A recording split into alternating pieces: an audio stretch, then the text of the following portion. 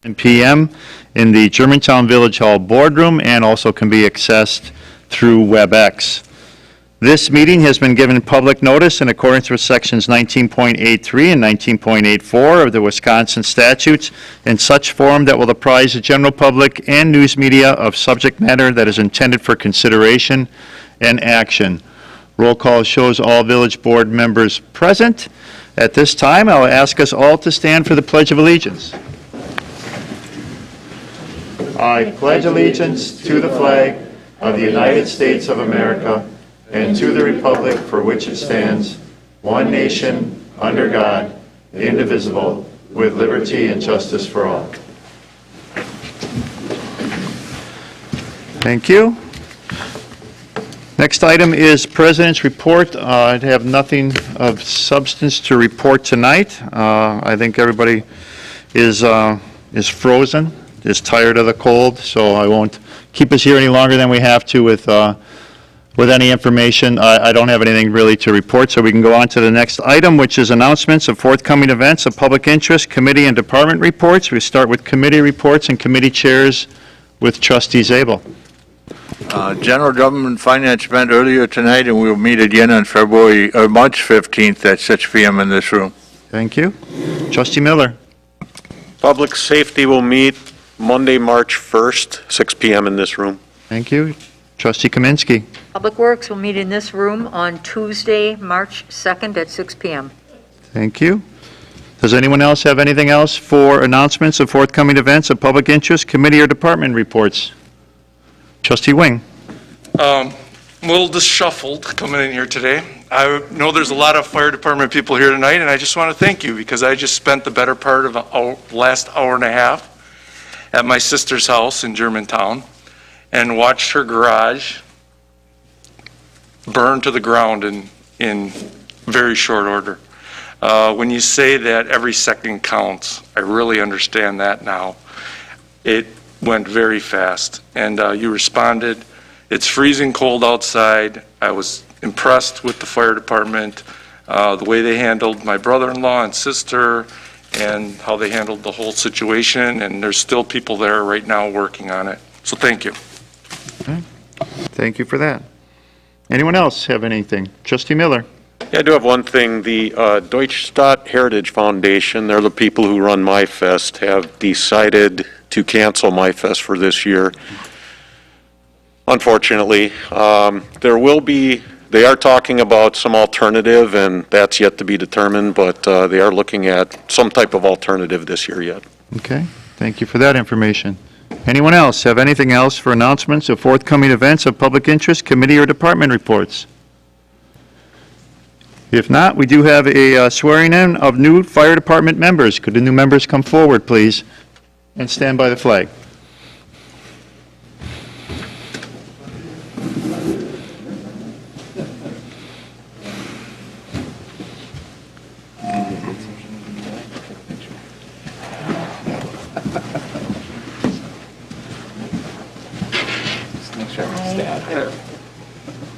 Riker Holmes? Yes. Yes. And then Mike.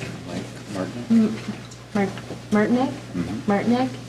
And then Megan? This one. Megan Clark. Okay, so if all three of you could just raise your right hand and then state your name when it comes time. Okay. I, Riker Holmes, Mike and Megan Clark, having been appointed to the office of firefighter paramedic in the village of Germantown, Riker Holmes. repeat. So you've Having been appointed to the office of firefighter paramedic for the village of Germantown. Could all three of you repeat? Let's just start over. Let's just start over. Is this our first swearing in?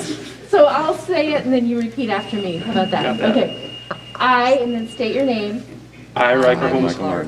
Having been appointed to the office of firefighter paramedic in the village of Germantown, Washington County, Having been appointed to the office of firefighter paramedic in the village of Germantown, Washington County, but have not yet entered upon the duties thereof, but have not entered upon the duties thereof.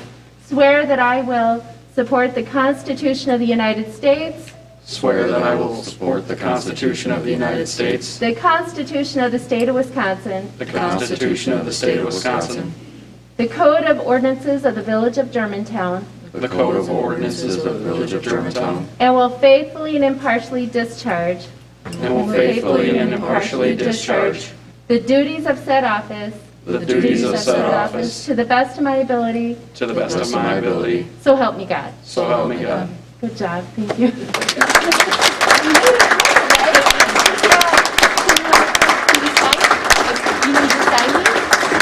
you sign this? Yes. Okay, so here's Riker and here's Megan, good job. I have a black pen and a black pen, how about that? Oh, there. That's black. Oh. Here you go. And yes, I have two of them. Oh. So I can send one to your chief. Two copies, ladies and gentlemen.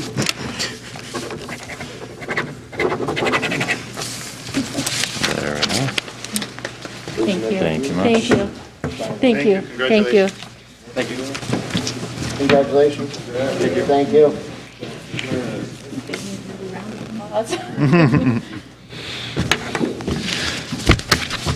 Okay, still under announcements of forthcoming events, we've had some information about tomorrow's election from the village clerk.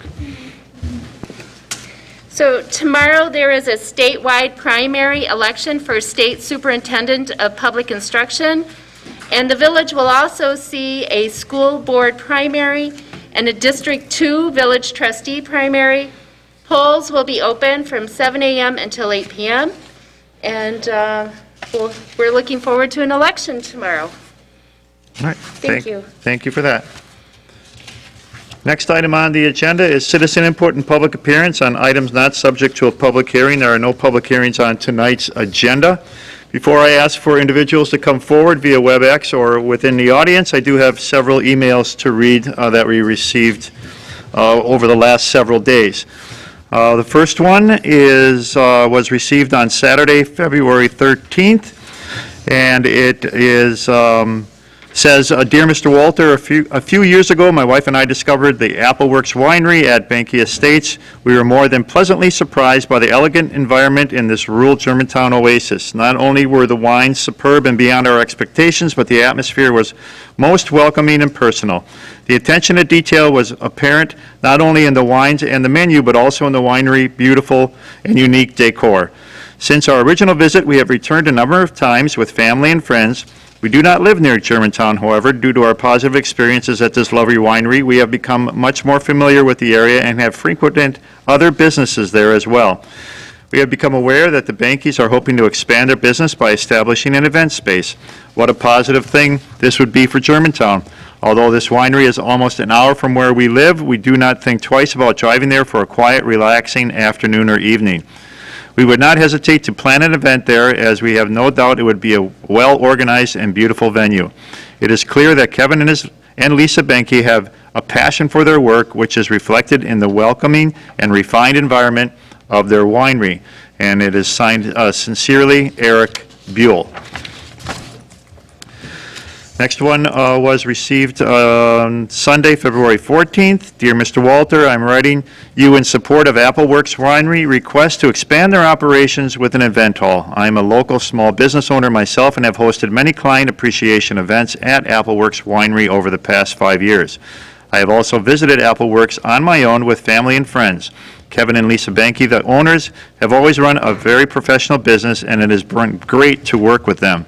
Most of my clients that have visited the winery at my client events are not residents of Germantown and have been very pleased and impressed with the winery and have come back to visit not only the winery but other local establishments such as Von Rothberg Beer Stube and Jerry's Old Town Inn. I have co-hosted several client events with Amy Johnson, another Germantown resident and local small business owner. The Bankys have always exceeded our expectations. Amy and I are both very active on social media and have brought a positive attention to Appleworks Winery and the village in general. With the hopeful expansion of an event hall at Appleworks Winery, the village will have another large event option for our residents and for more visitors as well. I know the Bankys will create a first-class expansion while taking care to keep their neighbors' privacy into account. As a 29-year resident of Germantown, I look forward to an elegant and new venue option personally and professionally. This will be a very positive addition to Germantown. Thank you. And it is signed by, let me see, by J. Van Buscom. So thank you for that email. Another email that was received, it appears on Monday, January 18th. It says, "Dear Dean, I am sending this email to you and your peers on the village board in regards to the plans that have been submitted by Kevin and Lisa to renovate a building so that it can be used to safely and efficiently host a larger group of people. I started talking to Kevin even before he opened the winery and have been going there since it was open. Not only do I enjoy their wine and food, but Kevin and Lisa are gracious hosts and wonderful people to spend time with. In addition, I've held several private wine tastings for my client over the past few years, and our clients have continued to talk about these events well afterwards. Kevin has a desire to make a high-quality wine that is as good as anywhere. They have that same desire to provide a wow experience for a wedding, dinner, or other party. In a time when so many businesses are struggling to survive, I admire Kevin and Lisa for taking on a project such as this and the corresponding cost and risk. However, they have been approached by people who want to have these events with more people attending, but AppleWorks does not have the capacity for an inside venue to accommodate such requests at the present time. This renovation would give them that capacity. I am full support of Kevin and Lisa's plans to remodel this building for events such as these and would enjoy holding an event there as soon as it opens. One final comment is that Kevin and Lisa have a desire for anything they do to be of the highest quality. You can see that in their current tasting room and the attention to detail everywhere you look. I am convinced that they will do the same for this project if you give them the approval. I hope you do. Sincerely, Rusty and Marna Peterson. I have a letter here, and it says, "Dear Dean, we are writing this to you and other village officials to express our full support for the expansion and enhancements that are being proposed by Kevin and Lisa Benke for their property, AppleWorks Winery. We have been patrons of their facility and hosted events at AppleWorks.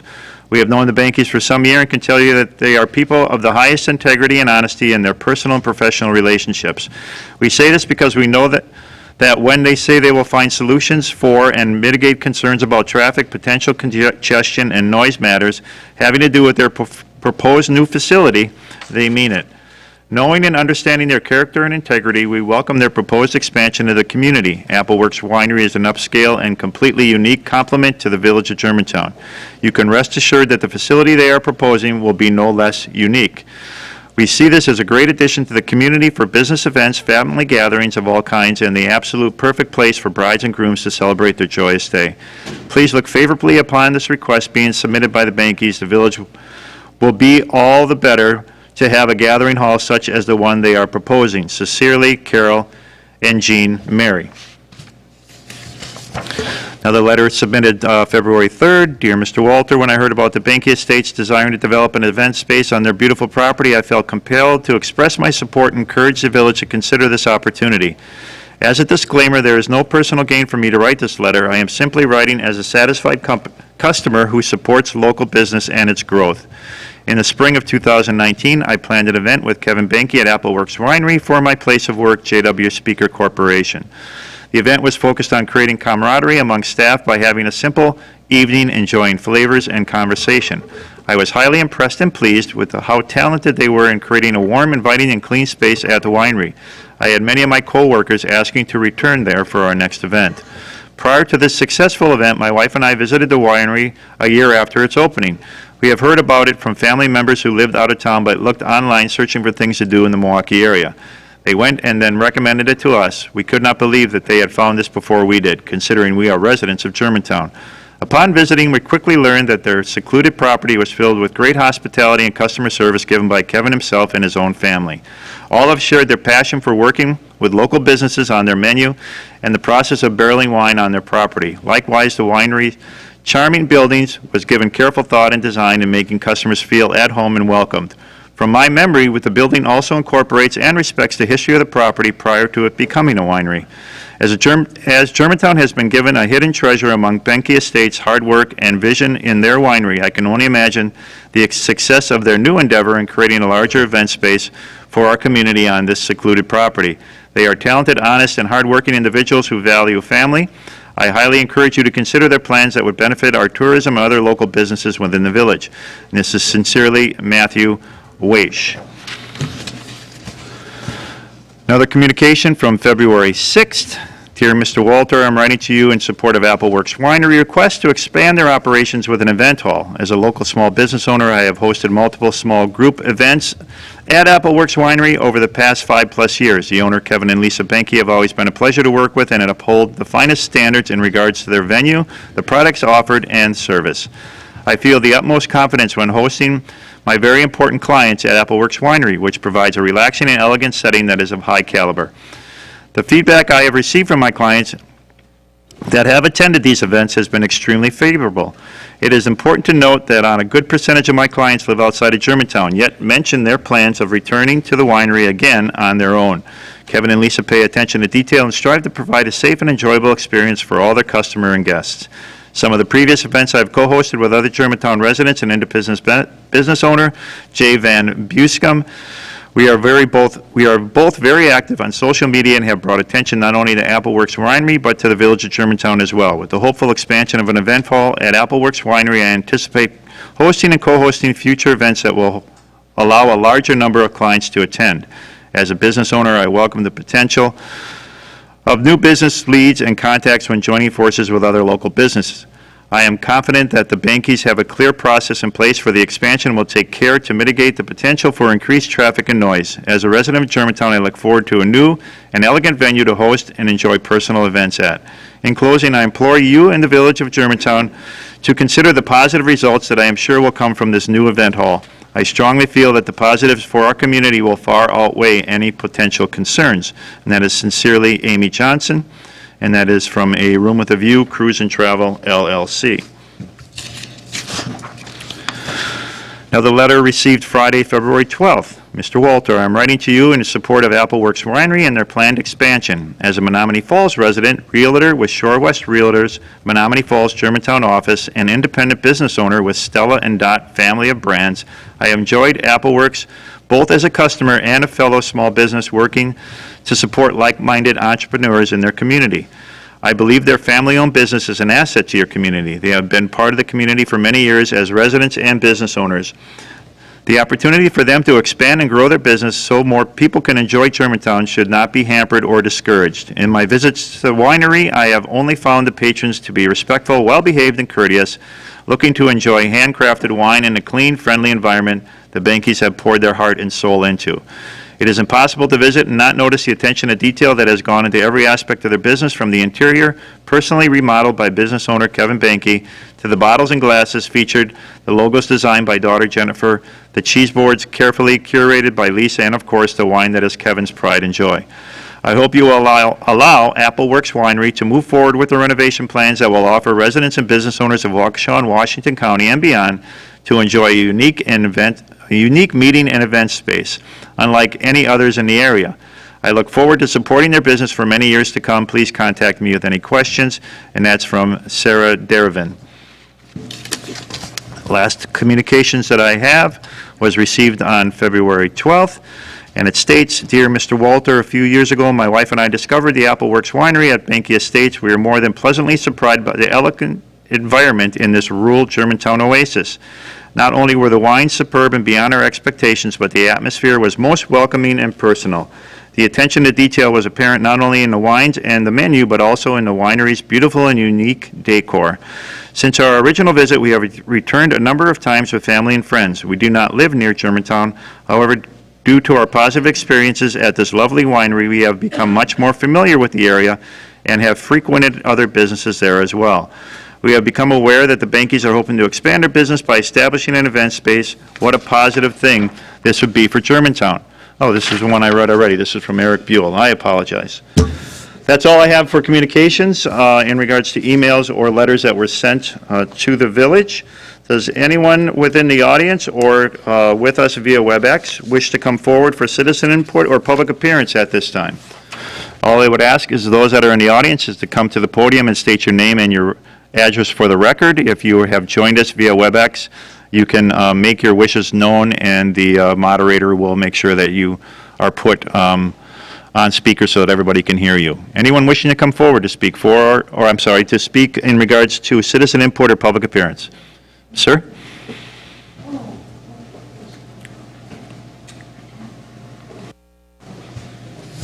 Thank you, trustee. All right. So my name is Sam Crucial. I reside at West 177 North, 12581 Apple Blossom Lane, with my wife Jenna and our 2 young boys, and we live in the house closest to Mr. Banky to the northeast.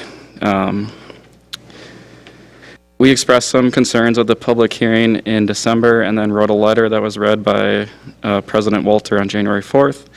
Well, there isn't much we can say that hasn't already been said about the potential reduction in our investment, the additional noise or traffic.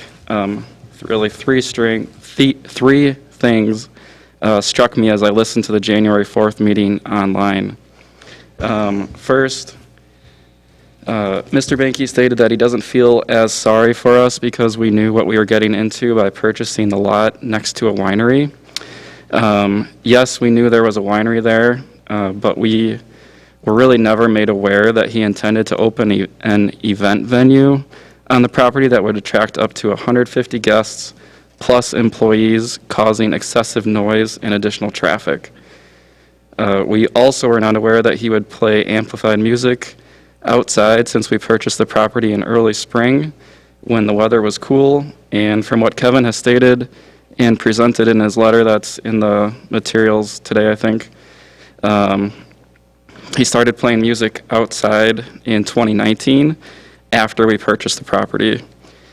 It was previously established that his current permit does not allow him to be playing amplified music inside or outside without a separate permit. Yet he presented in his letter he's done so frequently since 2017. We paid Kevin $125,000 for our property and probably would not have purchased the lot if we knew an event venue like this was going to happen.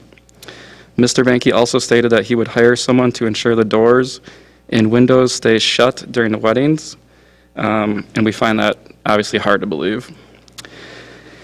Second, we agree with President Walter's comments on January 4th that it's nearly impossible to not have some gray area when deciding what level of music is acceptable outside.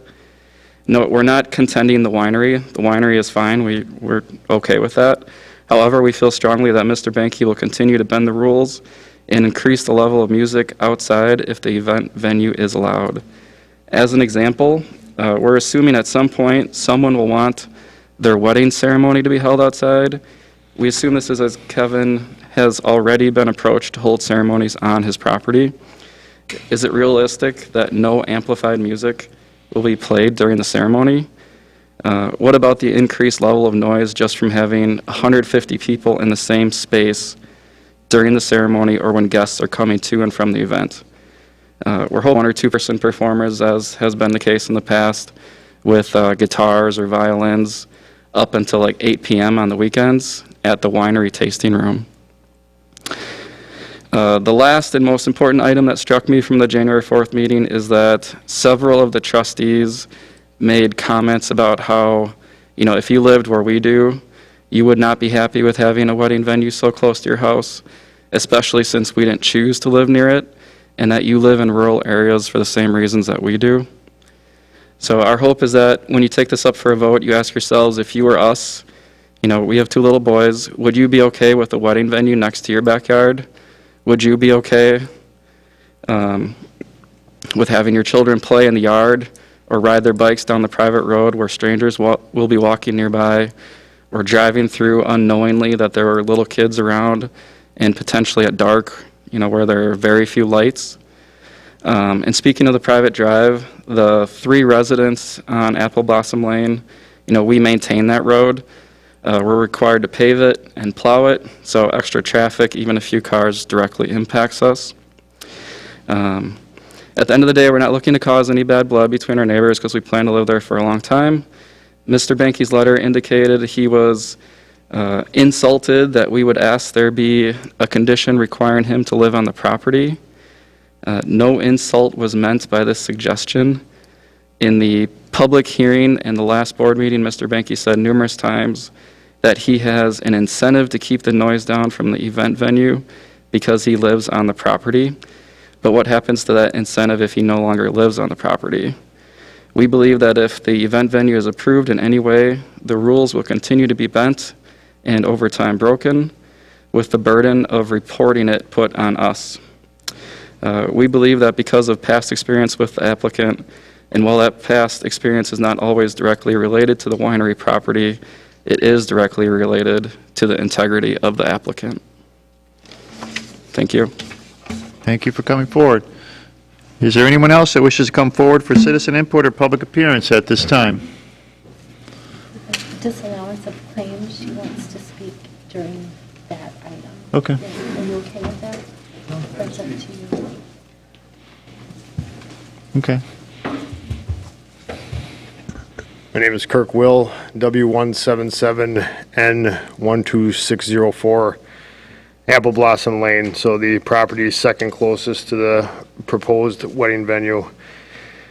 I'm going to read off my paper here, so I got my thoughts together, but just a comment first on the letters that were read at the beginning. I'm sure I don't have to state the obvious, but I didn't hear a single one that lived anywhere near the wedding venue proposal site, let alone half of them didn't even live in Germantown. So in my speech here, I'm going to reference mostly the letter that Mr. Banky wrote in response to the last village board meeting. I think it's like page 25 in your documents or something. So I'd like to take the time to address the letter containing the supplemental information that Mr. Banky wrote to the Planning Commission on February 3rd. Mr. Banky begins the letter by stating that many of the concerns of the neighbors are beyond his control and it's difficult for him to entertain them. In that section of the letter, he first brings up the taxes that were mentioned, and I agree Mr. Banky has no control over the taxes. However, the amount of taxes someone pays to live in a certain area is certainly relevant to the conversation when potentially that area is going to change. Mr. Banky also mentions the vehicular traffic. He only focuses on the traffic that may or may not be from the winery. I'm not concerned about vehicular traffic as it is now in regards to the winery. I'm concerned about traffic coming down from the driveway from the new people at the wedding venue every weekend. There's a large difference between the two that Mr. Banky ignores in the letter. The third point is the driveway ceiling, which is a whole nother discussion in and of itself. What he wrote in that doesn't even make sense because my lot was purchased in 2009. It would have been a time to bring up the final seal coating that was supposed to be done prior to the sale of the last lot. And frankly, the actual details of the disagreement aren't particularly relevant for this. What's relevant is establishing a pattern of behavior of not following through with promises and abiding by conditions, which I spoke to in the previous meeting. Mr. Banky goes on in the letter to take a shot at the three landowners stating, and I quote, "The property has been agriculturally zoned property since 1985 when it was started in 85 by Dr. Johnson and was given an additional CUP use in 2002 when I purchased the property.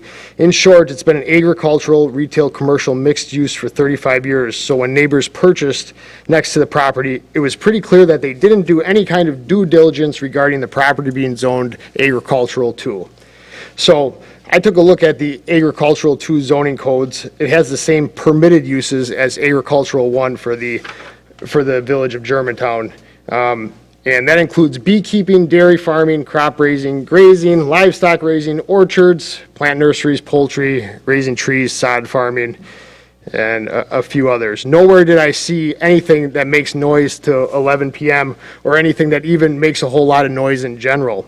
What I'm guessing Mr. Banky is looking at when he's referring to that is the conditional uses approved for A2, such as they do include airstrips, sportsman clubs, golf courses.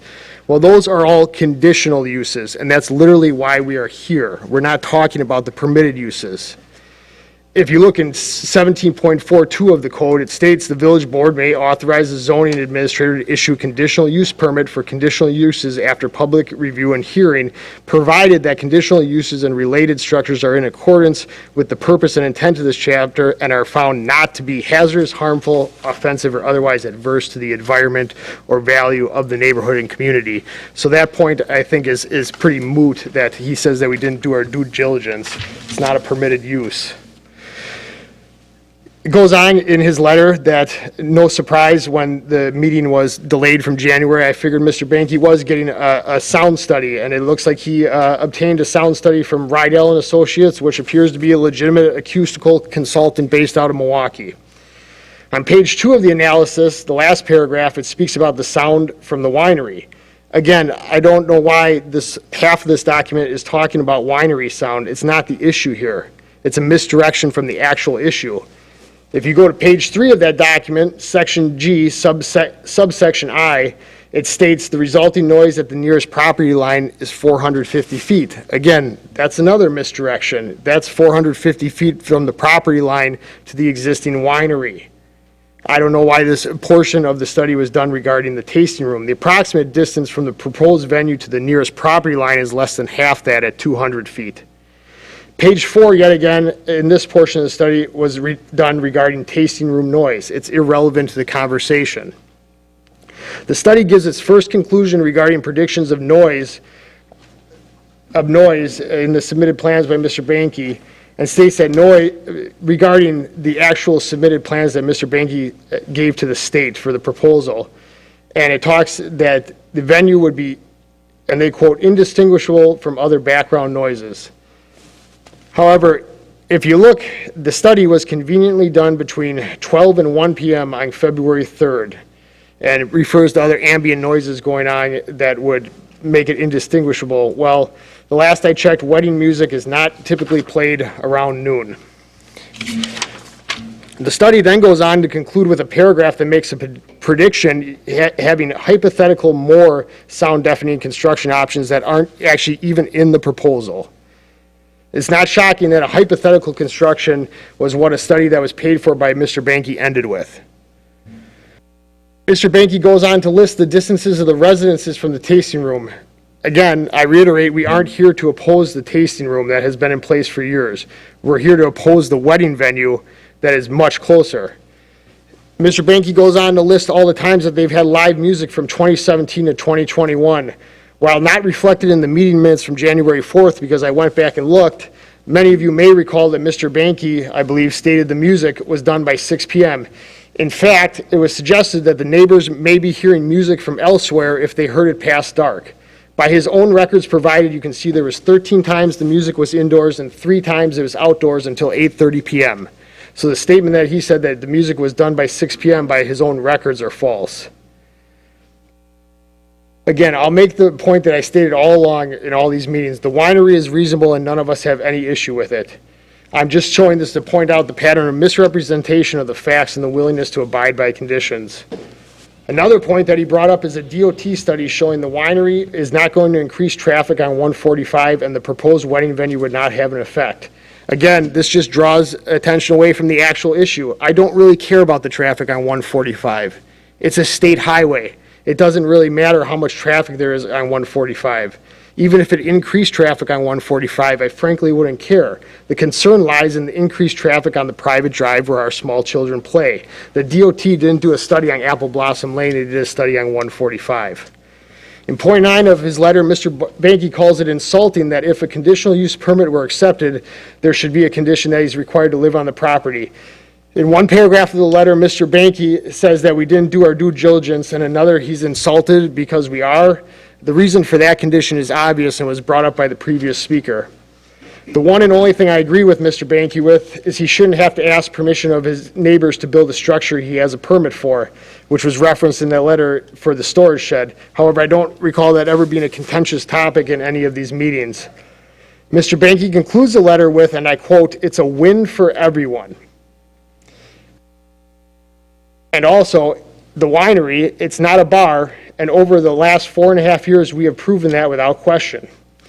I certainly disagree with the first statement. It's not a win for everyone. It's a win for him. And I do agree with the second statement. The winery isn't a bar, but the wedding venue certainly would be like one. I just want to point out, the only other thing that I'll end with is on the conditional use permit under the event venue restrictions, number 22. I don't know if it was purposely left out or just passed over, but it says that all doors must be closed on the structure. I looked at the plans, and unless I'm looking at them wrong, it does include windows. So frankly, if that would need to be changed in the conditions, because the way that the rules are bent, I'm sure all the windows would be open if they're not included in there. Thank you for your time. Thank you for coming forward. Is there anyone else that wishes to come forward for citizen input or public appearance at this time?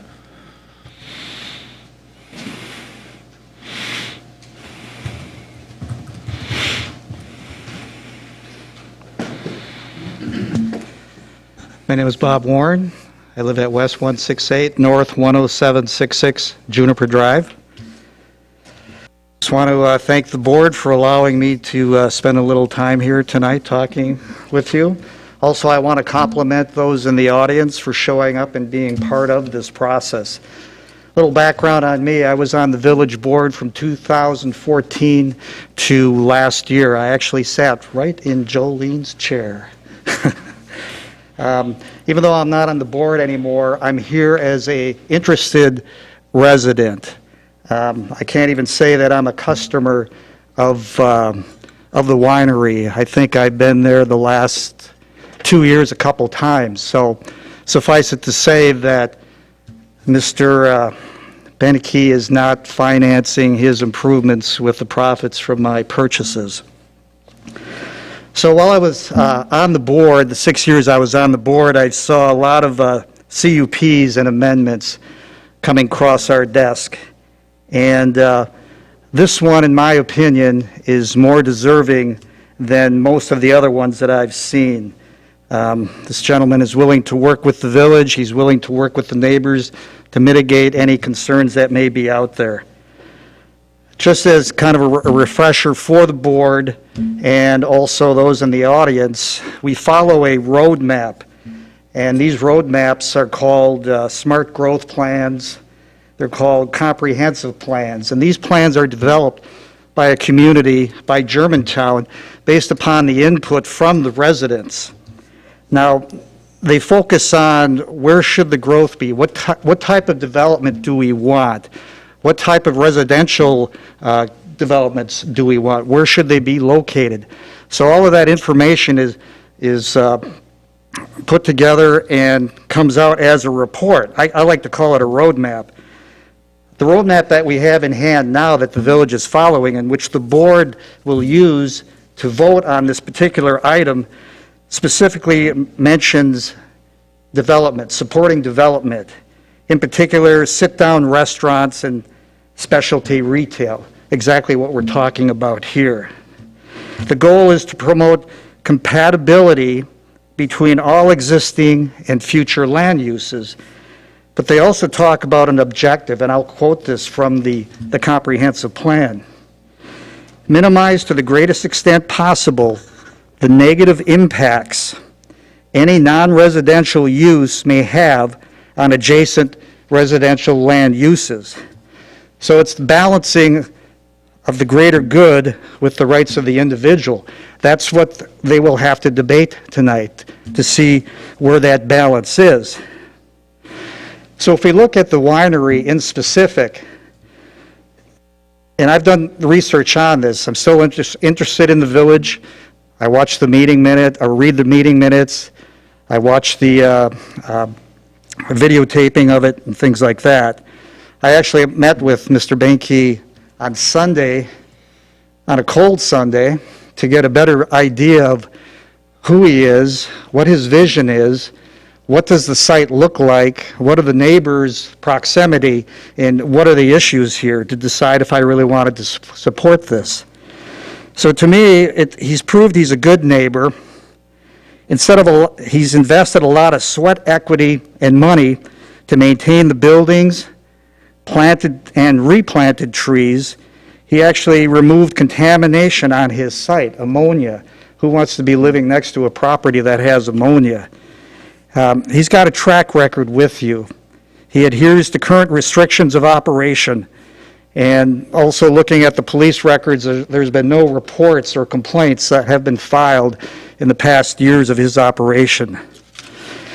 So if you look at the experts weighing in on this, and you want to trust the science, where have we heard that before? WISTAT, So the 35 to 50 cars do not warrant a traffic impact analysis or driveway improvement on State Highway 145. And my background is a transportation engineer, and WISDOT has been a primary client of mine. I've looked at a lot of these reports. The other thing they don't mention is that these amount of vehicles do not occur at the same time. They don't occur during peak times. They don't, like in the morning rush hour, evening rush hour.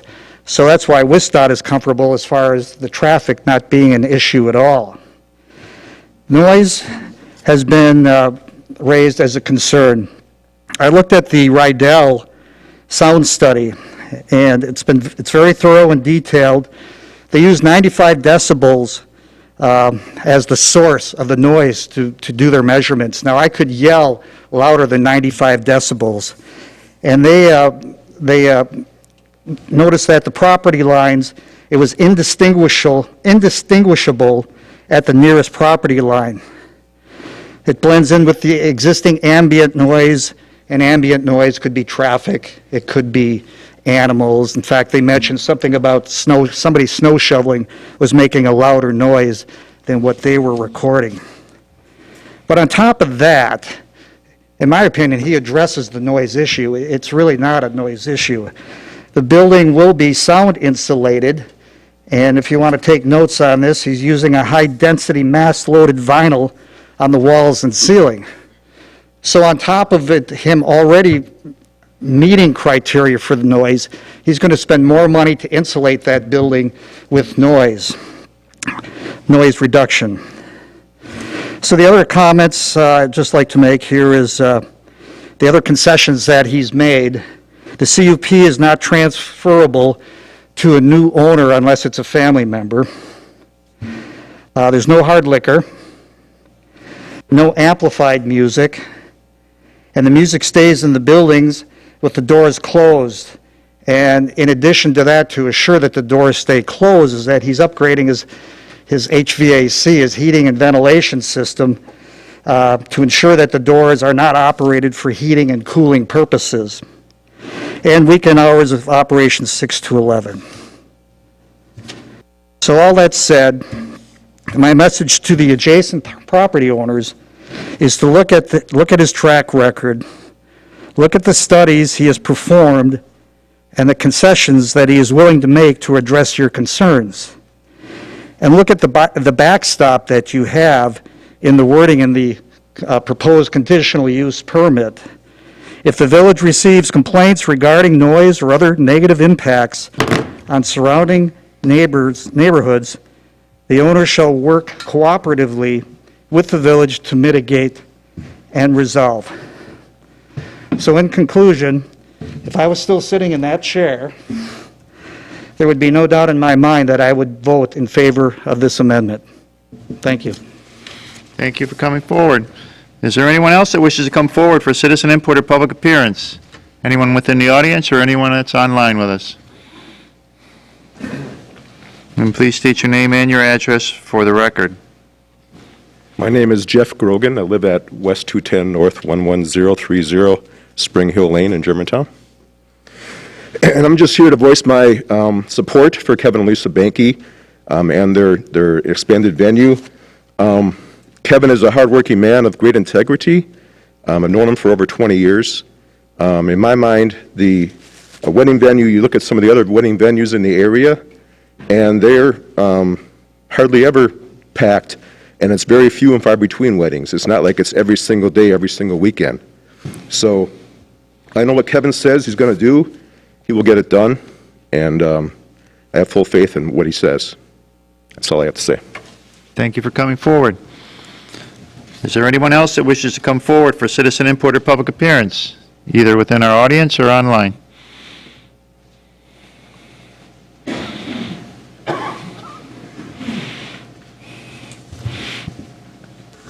Good evening. My name is Scott Metzinger, 1531 Golden Drive. I actually live in Richfield. I'm here to voice my support for the Special Events Center. As a lot of the emails earlier, my wife and I found this is a hidden gem, and about 2 years ago, and in all places in Germantown. We'd gone all over the state looking at wineries, and we found this was one of the best we had gone to. We found everything that Kevin and Lisa do is top-notch. They have great wine, wonderful facility, warm atmosphere, and their attention to detail is beyond words. They do things first class, and you're fortunate to have them here in Germantown. Now, for the reason we're here is this proposed special events center, and I looked on your website, and there was this 2050 plan, I believe, and I noticed there were a lot of key aspects there that I think this special events center will satisfy. It's really going to bring opportunities for Germantown. It's got the economic development I think you're looking for. You could say it's even bringing a community facility here. And most of all, you have the opportunity for implementation of executing on that plan. So I just appreciate your time and wish the Village of Germantown success on executing that plan. Thank you. Thank you for coming forward. Is there anyone else that wishes to come forward for citizen input or public appearance? Anyone within our audience or anyone online? No? Oh.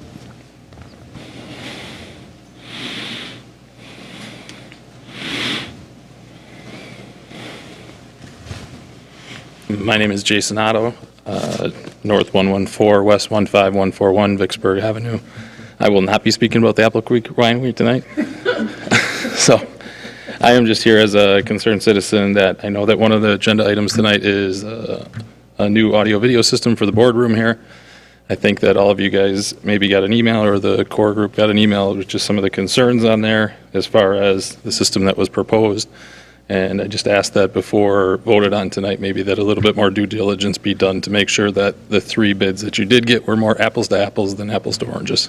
So, Thank you for coming forward. Is there anyone else that wishes to come forward for citizen input or public appearance? Anyone else? If not, we will then go to the next item on the agenda, which is consent agenda. Make a motion to approve consent agenda items A through K as presented. Second, Dennis. Motion made and seconded to approve consent agenda items A through K. Is there any discussion on that motion to approve? Trustee Wing, I'd like to pull C. polling C. Any other discussion? I think it was C. Trustee Zabel. I don't want to pull anything, I just wanted to make aware that, and I don't have the list in front of me, but on the water main extension to Windy on number H, there were supposed to be letters that were going out to the property owners. I was informed that those letters have not went out yet by one of the property owners out there tonight.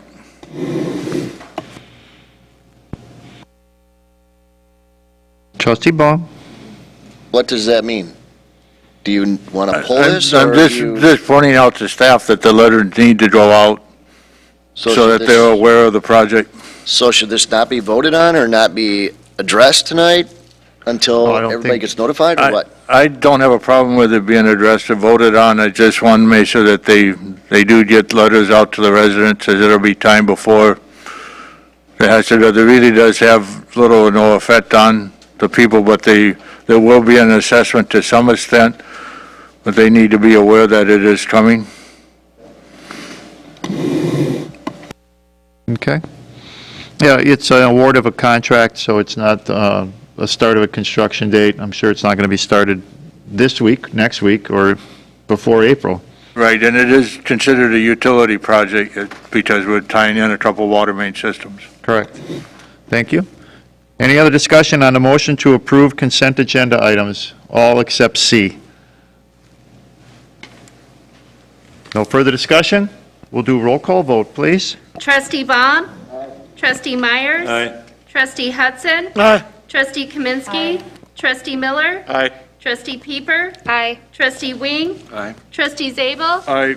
President Walter. Aye. Motion carried. Okay, consent agenda item C. Trustee Wing. I'm just abstaining from this one because the contract is being awarded to my employer. Okay, thank you for the clarification.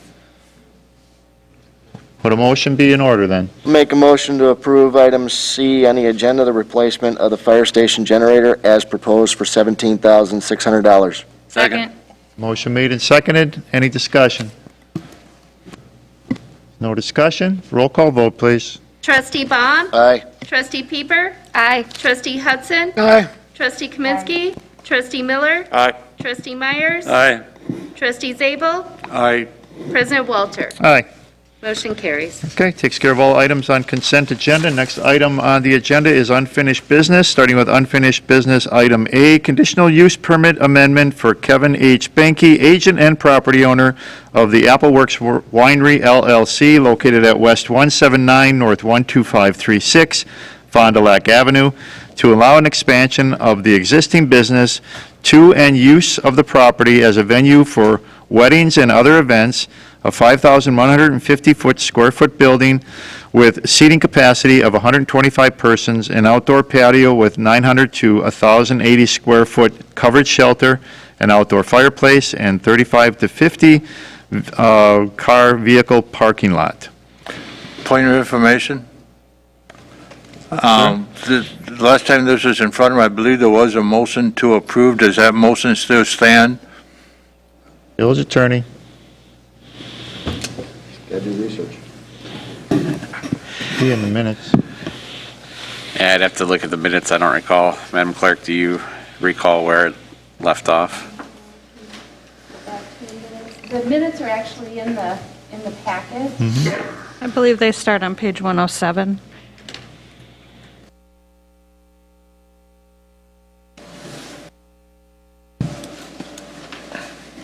There was a motion by Baum and a second by Myers for the conditional use permit amendment. And then there were several amendments after that that failed. And then it was postponed or tabled. So there was a motion to approve at that time. Correct. So does that stand now that that Right. motion is on the table? Correct. The correct motion at this point would be a motion to take the item off the table, just because we kind of did the postpone/table. So I think you'd take it off the table, which would then leave the then standing motion in place. I'll make that motion, and can you repeat the original motion for clarification? We need a second first. Second. Motion made and seconded. Motion for conditional use permit amendment for Kevin H. Benke, agent and property owner of the Appleworks Winery LLC, W179 and 12536 Fond du Lac Avenue, to allow an expansion of the existing business to and use of the property as a venue for weddings and other events, including a 5,150 square foot building with seating capacity of 125 persons, an outdoor patio with 900 to 1,080 square foot covered shelter, an outdoor fireplace, and a 35 to 50 vehicle parking lot. Board? Further discussion, trustee Baum. Just to refresh me on what we all debated and talked about, I believe there was a lot of discussion and motions about the sound. What level and what things we can do and what things we can't do. Can we repeat what those motions were that were never approved, never agreed upon, so I can understand what we have debated already? Just for proper parliamentary procedure, Village attorney. we would want to take a vote on the motion to take the item off the table before Right. we get into discussion. Thank you for that. Further discussion on the motion to take the motion off the table. No further discussion? All those in favor, please say aye. Aye. Opposed? None opposed? Now back to the motion, original motion as proposed. Trustee Baum? Your question is what amendments failed? What were the discussions that we had last time that were shot down? Somebody made a proposal to do this, and that was shot down. Somebody made an alternative proposal to do that, that was shut down. All right. I can read it, but the residents here cannot. Amendment motion? Sure. Okay. Thank you. Amendment motion made by Wing, second by Zabel, to add a condition of no music outside an entire outside site. Mr. Banky will add air conditioning and an employee to watch. Music is mostly 2 to 5 p.m., adds an acoustical guitar or violin. Then it continues. And that motion to amend failed. The next amendment motion was by Baum, second by Myers, to allow for a non-amplified music such as an acoustical guitar, acoustical violin, or string quartets to be allowed from 2 to 6 p.m. daily on the outdoor patio adjacent to the retail tasting room, added to include inside the tasting room. And that amendment motion failed. Next was a motion by Zabel, second by Wing. No outside music permitted at the barn venue. The outdoor venue is for outside near the existing patio. And then it went to motion to postpone. Can we pull that last motion since it doesn't seem to fit for tonight? Because that's where we left off with that motion, with no music for the barn venue.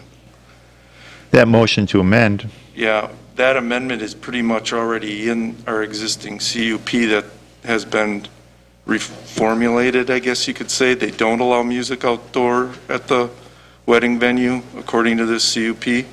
So that motion already is established. that motion was made by trustee Zabel.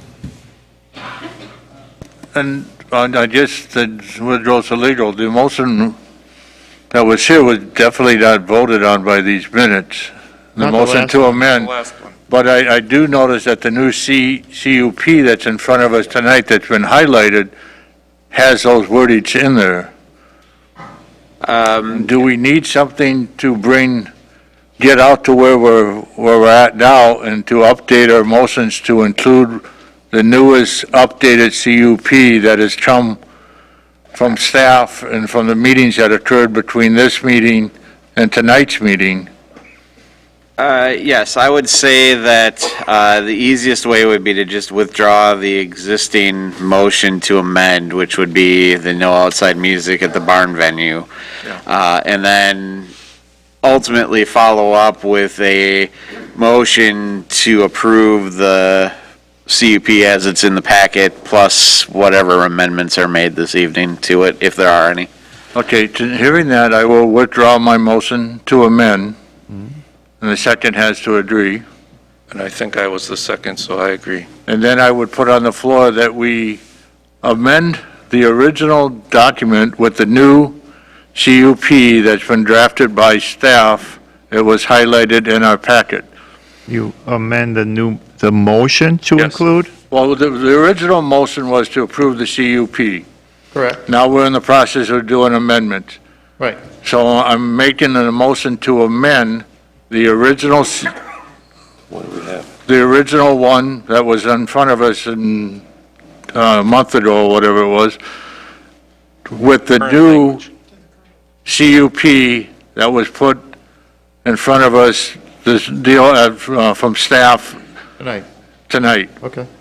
So basically, it's an amendment of the original to, Right, from what was tabled. So that's your motion to amend? that's my motion to amend. A second. Motion made and seconded. Discussion. Everybody understand the motion?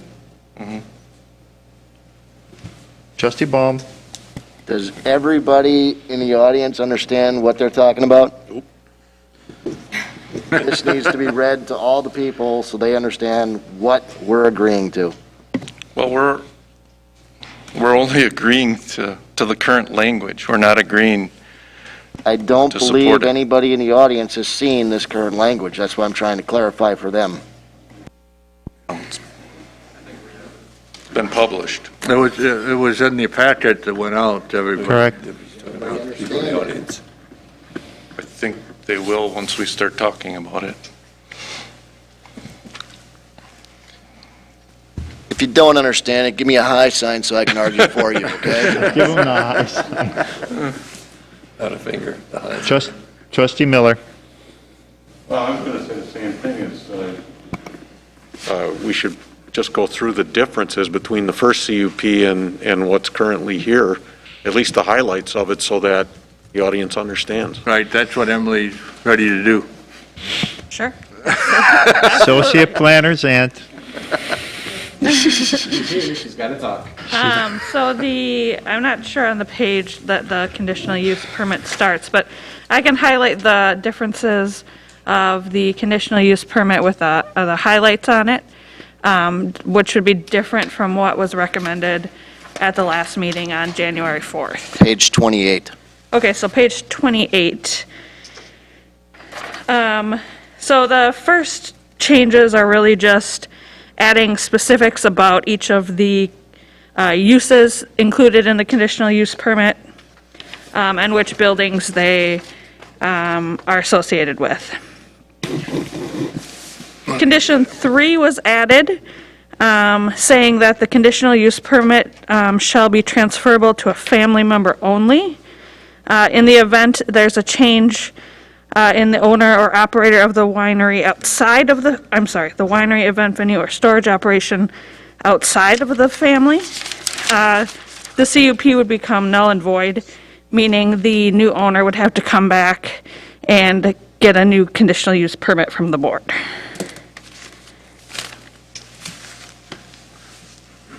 Number 8 was in response to the issue of hard liquor.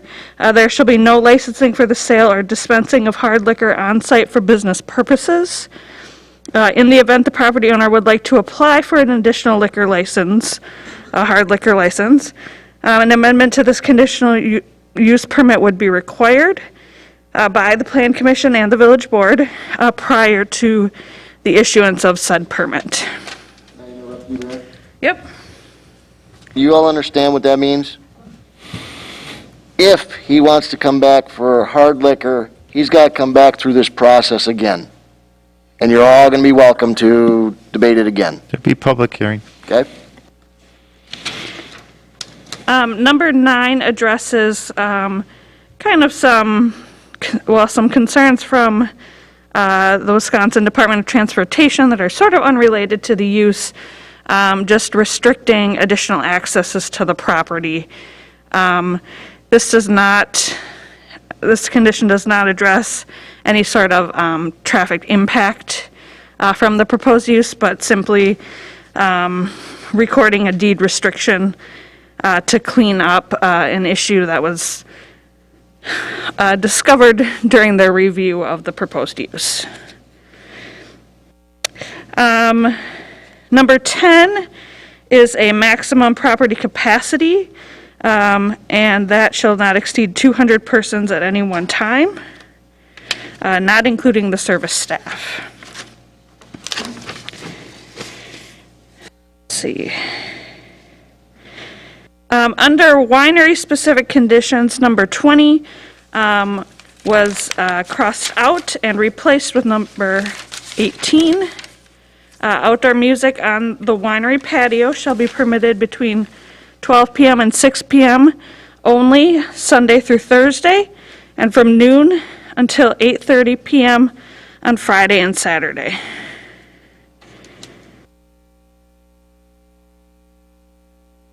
And then under event venues specific conditions, number 20 relates to the hours of operation, which would be limited to 6 a.m.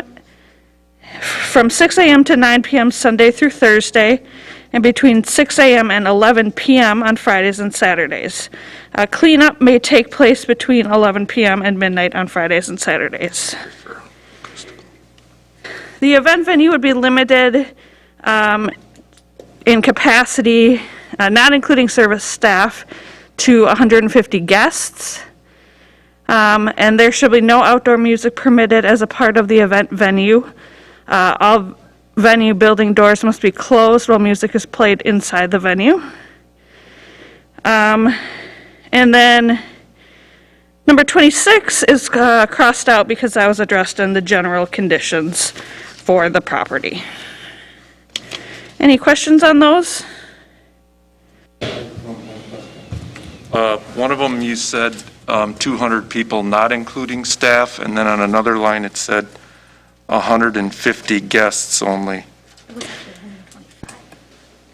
What is it?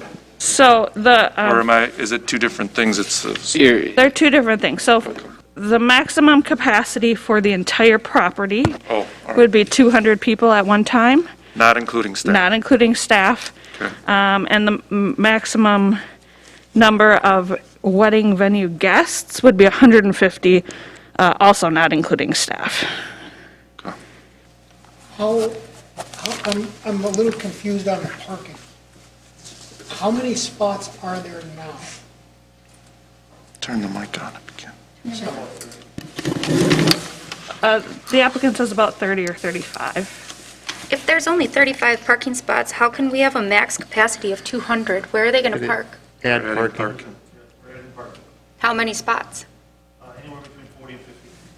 So there's going to be, I mean, it could be... 75 to 85. 75 to 80? And then another question I have is, how much of this land is actually used as an orchard right now? So it's 10.8... There's about 3 acres of apple trees. 3 acres of apple trees. Thank you. Any other questions in regards to the changes? Got one from the audience. Can I need you to come up front? So everybody can hear you, and those that are watching or on WebEx can also hear you. I got two clarifications. One, Kirk brought up about adding windows must be closed too, just not doors in item 22. And then the level of music outside, is it like full-on band or is it just guitar and violins?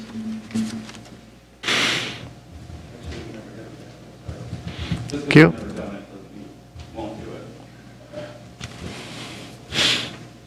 Further discussion? We're going to stay for the winery, it's going to stay acoustical guitar. I need you to go to the microphone, please, Mr. Benke, so everyone can hear you. None of those options for the wine tasting room are going to change. We're not going to change that at all. We like that venue. We like the acoustical guitar where the guy has a very small amp so he can sing, and, possibly a soloist to go with him. That's not going to change at the winery. And we like that the way it is. So that's not going to change at all. Trustee Zabel? How do you define family member only? Family member would be a daughter or a son, and my daughter's standing right in the back of this room. Yeah, but I'm looking at this in the future. If somebody sits here and read it, how do you define family member? We've been through a lot of different discussions when they say family members, and all of a sudden it gets to brother-in-laws, mother-in-laws, and... How So would do you want the like, word I have immediate preached that family, or- these wineries are generational, so that means families do take them over. So it could be a grandson, could be a daughter, depends how long I live, I guess, who's going to get it next? Pretty much the bottom line. I'm only pointed out because it's one of the things that always causes discussion in the future. I'm sure it does. Village Attorney. Well, I think our intent was to just say that it's anybody who's related in some way to Mr. Benke, to kind of address all of the possibilities he described, son, daughter, grandchild, whatever the case may be. Could live to be 90. The third cousin, once removed, would be a family member potentially. You could limit it to say, immediate family members. You could say blood family members. I mean, there are ways that you could limit it, but at the end of the day, I guess our thought when we drafted that condition was just that, as long as it is somebody that's got some relationship to what was going on there, it made sense that they could transfer it. If we had somebody that just was coming in cold from out of the blue, they're not going to have necessarily the history. It was the thought, and so we didn't want to limit it, but certainly if there's a desire to, we could. Is there a desire to go beyond family member?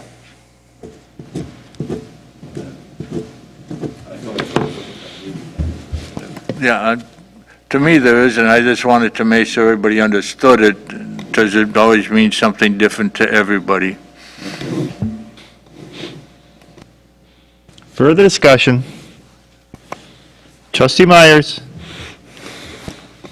I was going to ask, when the question was brought up by the gentleman, to both of them, in regard to windows, is that included in here? Because it doesn't say it, so. No, it was not included. Then that could definitely be included if that's something the board would like to do. Thank you for the answer. That would be an amendment. to Currently, item the windows 22. that are in that building are 4x6, 1-inch thermal panes. Can't open them. It doesn't make a difference, sir. It's a window, a window. Yeah, but That's you all I can't was open it. looking It's a at, not the size. fixed piece of glass. Right. But then you don't have a problem with us putting it in? No, go ahead. So I'll make a motion to put windows also with doors. Second.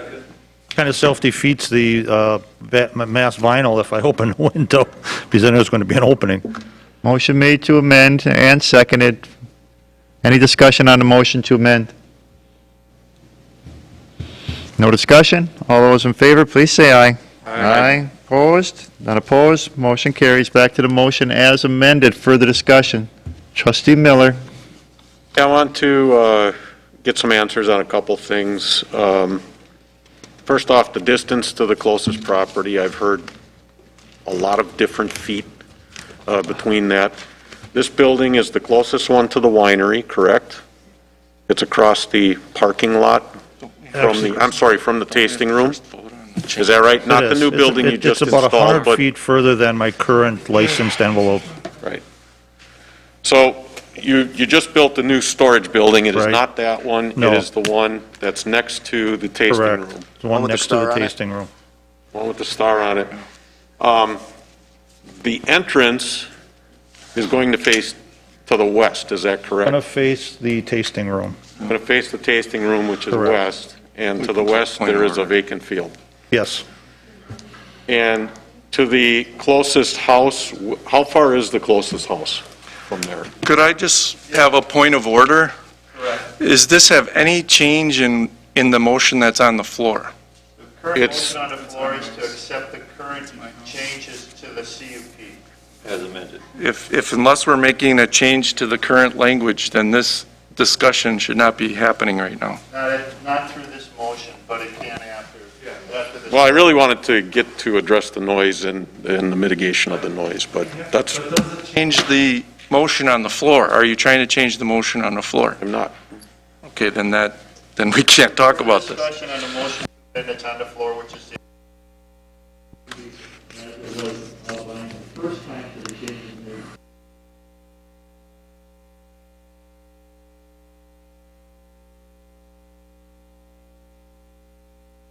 Further discussion on that motion. Then all those in favor, please say aye. Aye. Opposed? None opposed? Motion carries. Back to the motion now as it is amended, which is the current language of the CUP as given in our backup information here. And Trustee Miller, I'll give it back to you. Okay, sorry, I jumped the gun there. No, you're fine. No, I'm just trying to get clarification on all of this. And it I to me think appears if you like, go from one side of the building to the lot line, it's, I don't know, 320 feet, or something like that, 350? Depends on where you're measured from that building. okay. And then as far as barriers between the barriers as in a fencing, There's 2 tree lines, white pine tree lines, and then the new building. And then there's a small section, which I've talked to Sam about, ripping out some trees and planting some different trees in there, because a lot of the apple trees have died in that section. So I want to rip those out. And I already talked to him about if I encroached on his property, if he had a problem with that, and he said no. So, eventually we can get in there and we can start planting some of these trees to just fill in maybe, it's probably about a 40-foot section that doesn't have any trees on it. Didn't I see there was going to be some fencing too, next I'm to going to, well, there is some fencing currently to keep everybody around that building. We have that now, because we don't want anybody to migrate over to the ponds. Okay. And everybody's respected those fences at this point.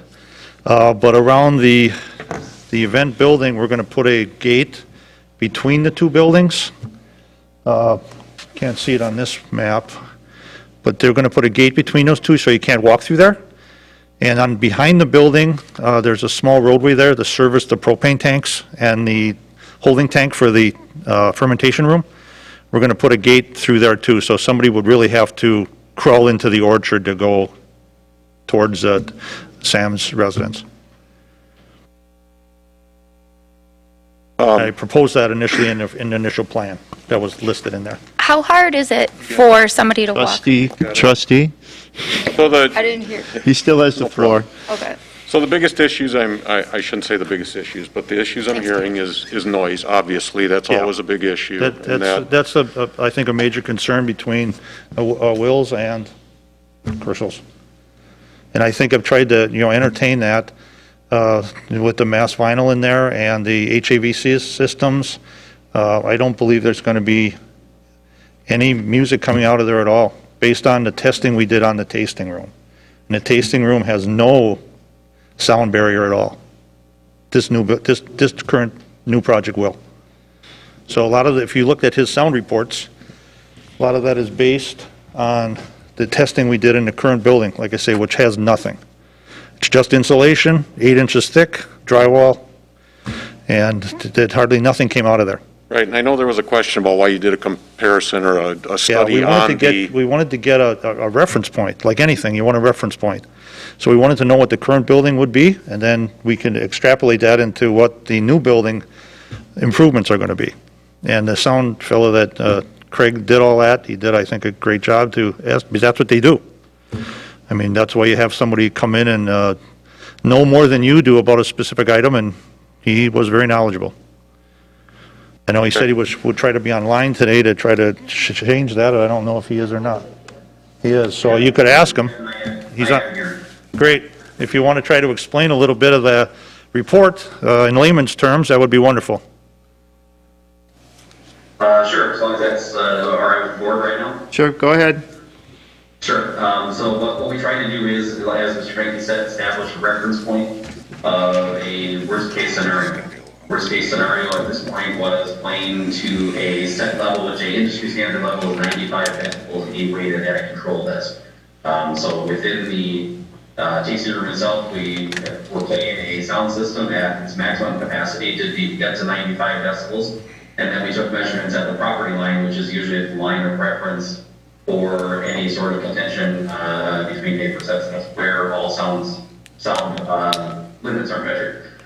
Sort of doesn't matter. He can be as loud on the property as he wants, so long as by the time it reaches the property line or within whatever setback of the property line that he has for code, as long as that's compliant to the standards, then what happens beyond that doesn't almost matter. We then went on to do a couple of use case scenarios, and I just wanted to address, we did check the existing conditions of the barn, and from what Mr. Benke had told me, the barn was a very similar construction to what the tasting room is right now. And the tasting room was sort of the lesser of all the construction, so if we didn't have any noise coming out of that. There was also level comparisons to what would happen if the barn was done as existing or if the barn has added some sound protection in there. So it wasn't anything malicious that we tried to do. We were trying to show that, okay, we were asked to say, what happens if we add sound protection materials to this, what happens to the noise? So not only did we start with hardly any noise coming out of the existing tasting room, a similar construction to that, even though it is X amount of feet closer, 100 some feet closer to the property line, should also be of the same condition. Okay. Thanks. Thank you. Further discussion? This is Jeff Retzlaff. Go ahead, Jeff. I have a follow-up question to Mr. Schaefer concerning his noise study. He indicated that they did a test where they played music inside the tasting room up to a 95 decibel level, and then measured the sound, the sound level at the property lines. My question is, since outdoor music is allowed at the winery, how come there was no study or analysis done of the music being played outside and what impact it could be on the property line? I do believe we did address that. It wasn't a physical test because we didn't have a amplification system that we could put outside. It's the winter, there wasn't any speaker system, something that we could use to replicate that. However, we did, I was going to say, I'm trying to find where on the page on the report that was.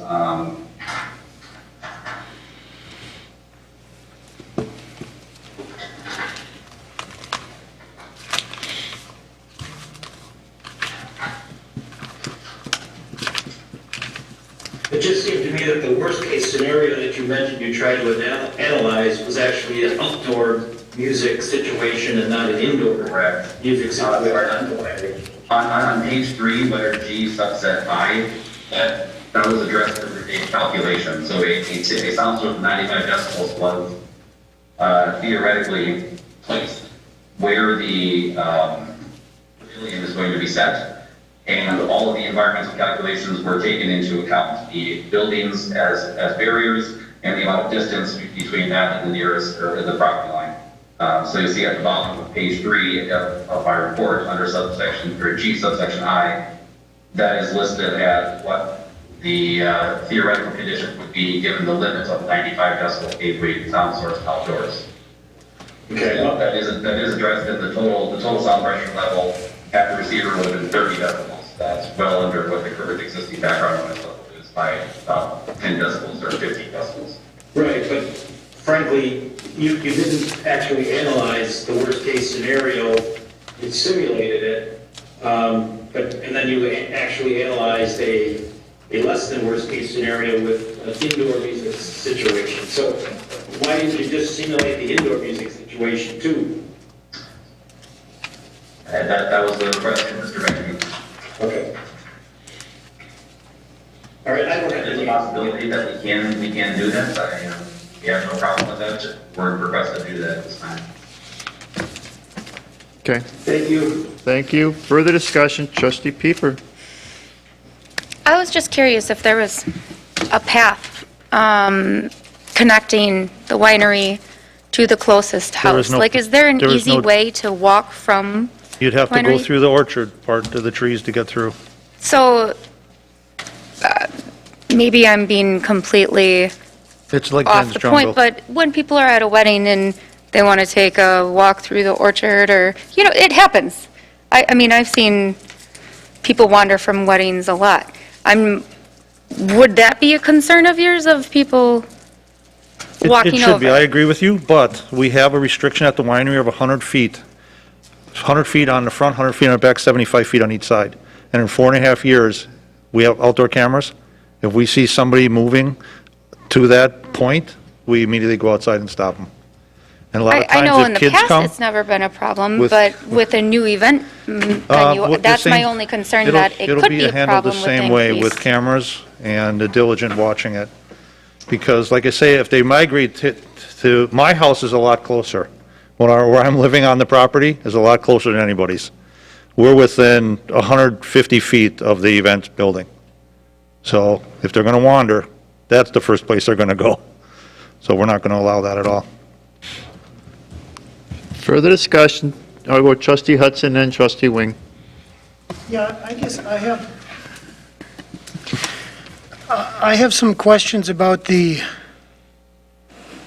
use of the land and the zoning, and then the CUP on top of that.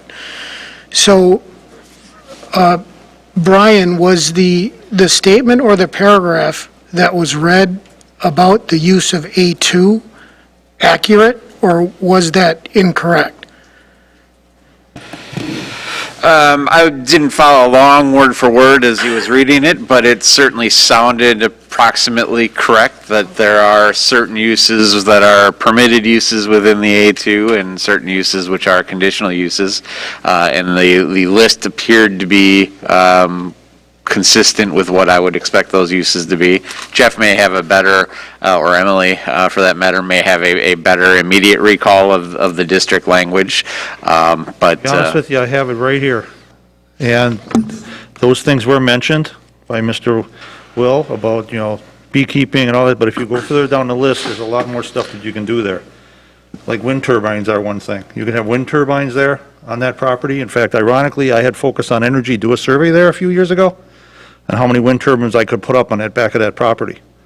So I could put 2 to 3 wind turbines up back there, smaller ones.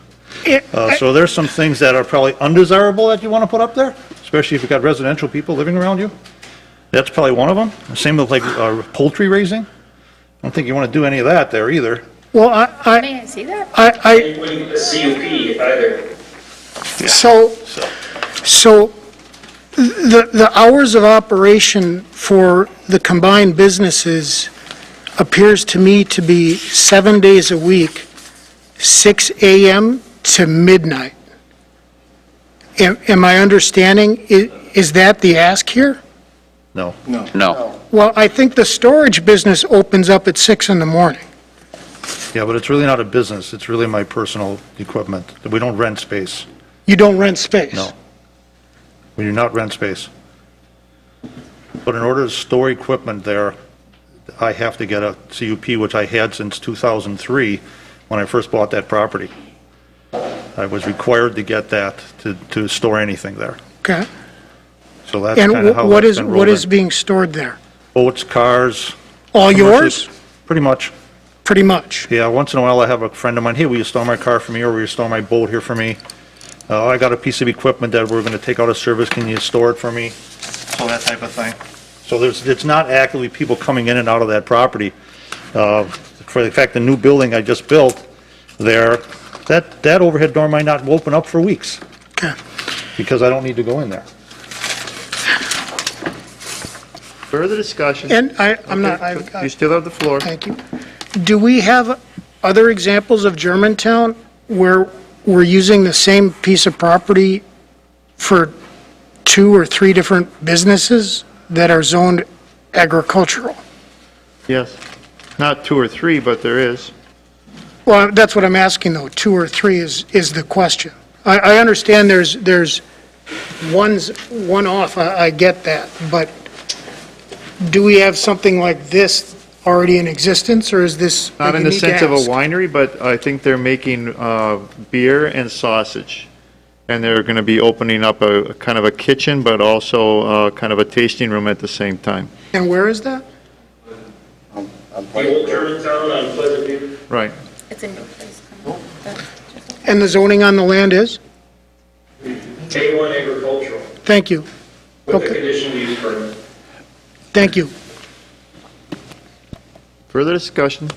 Trustee Wing? Okay, first I'd like to say to the residents that wrote letters talking about the business, and it's a fine business, it's a good business, it's a hidden gem. I agree. I totally agree, and I've been to your facility, and I think you're a marvelous host. I enjoyed the wines, I enjoyed the experience, and I like to see this kind of event in Germantown. But having said that, I don't support anything here tonight. And here's why. Everyone's missing the point. No one's debating that this isn't a good business, and no one's even debating that a rustic wedding venue would be a great idea for Germantown. I think all of us are in agreement on that.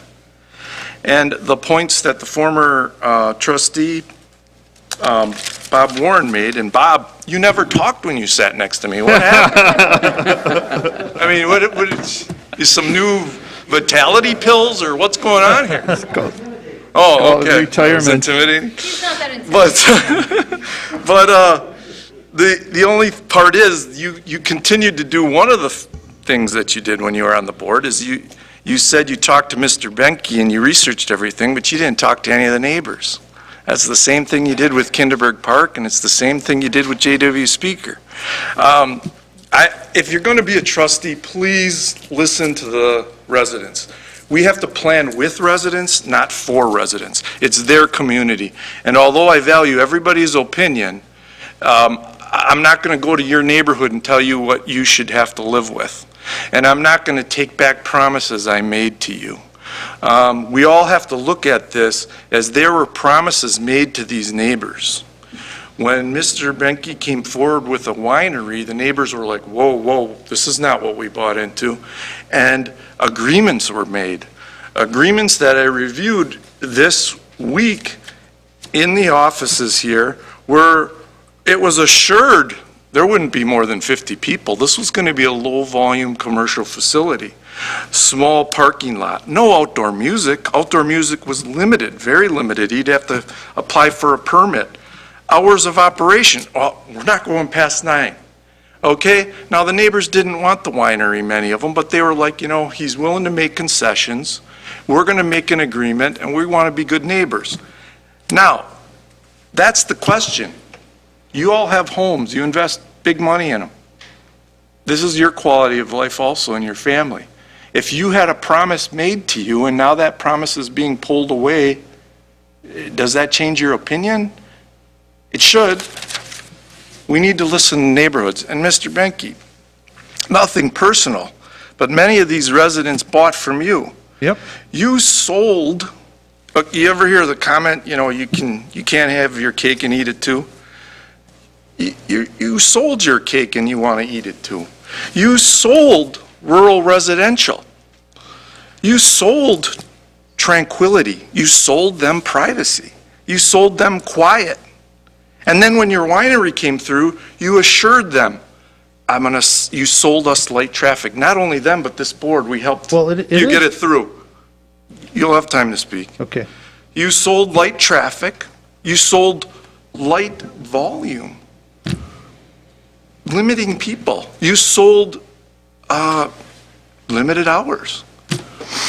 So you sold the vision, and now you're eating the vision. And not only eating the vision, but you're eating the promises that you made that are on record, that are on tape, that are on file, that this was only going to be low volume, light traffic, quiet, and nothing after 9 p.m. and no outdoor music. But now we're looking at higher volume, commercial area in a rural residential area that we set up and we were proud of as a pristine area. These are the neighborhoods we want to protect. These are high-end homes, high-end residential. I bought your vision, and now I want to protect it. And when do we start upholding agreements to neighbors? Because all the agreements, I grew up with agreement after agreement after promise of promise to my parents, and then I acquired their house. And they were always broken.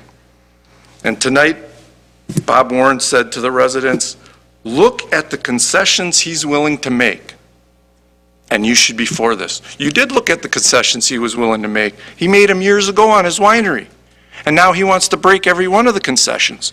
So if we as a community don't hold up the concessions made and the promises and the agreements, why any restrictions or concessions we put on this venue, why would any of them believe it? When they know that that rug can be pulled out of them next year, when he decides he needs a bigger venue, he needs hard liquor sales, he needs a bigger parking lot, he needs more traffic. This is a rural residential area. I would love to see a rustic wedding venue, but we've already bought your vision for this area. So I guess what I'd like to say is, things change. I've had it 4.5 years, and the marketplace is demanding a bigger space. I mean, I can't control something that's wants to grow. I mean, I'm just being realistic. I mean, any businessman would say, hey, thing wants to grow, take it to the next level. Even the Planning Commission has said this is the natural course of events for something like this to happen with this venue. And when it comes, I'm not holding promises. We're only open from noon to 8. Legally, as a bonded winery in the state of Wisconsin, I can be open till 9 o'clock every night. Conditional uses. Well, my conditional use is till 9. Yeah. But we, over 4.5 years, yeah. You want to go till 11. Well, just wait. Well, let's go to the current one that you've kind of reamed me with, that I haven't fulfilled my promises. I said we would have a small venue. We have. Let me finish. You had your time. My turn now. You're mischaracterizing me. I've said you want to break your promises. Oh, well, And you did break your promise on music outside. You admitted well, to it said excessively amplified music. And we have No, not. no music No, it played does not outside. say that. Come on, let's keep it to a debate, not an argument, please. You can't let fake news go through.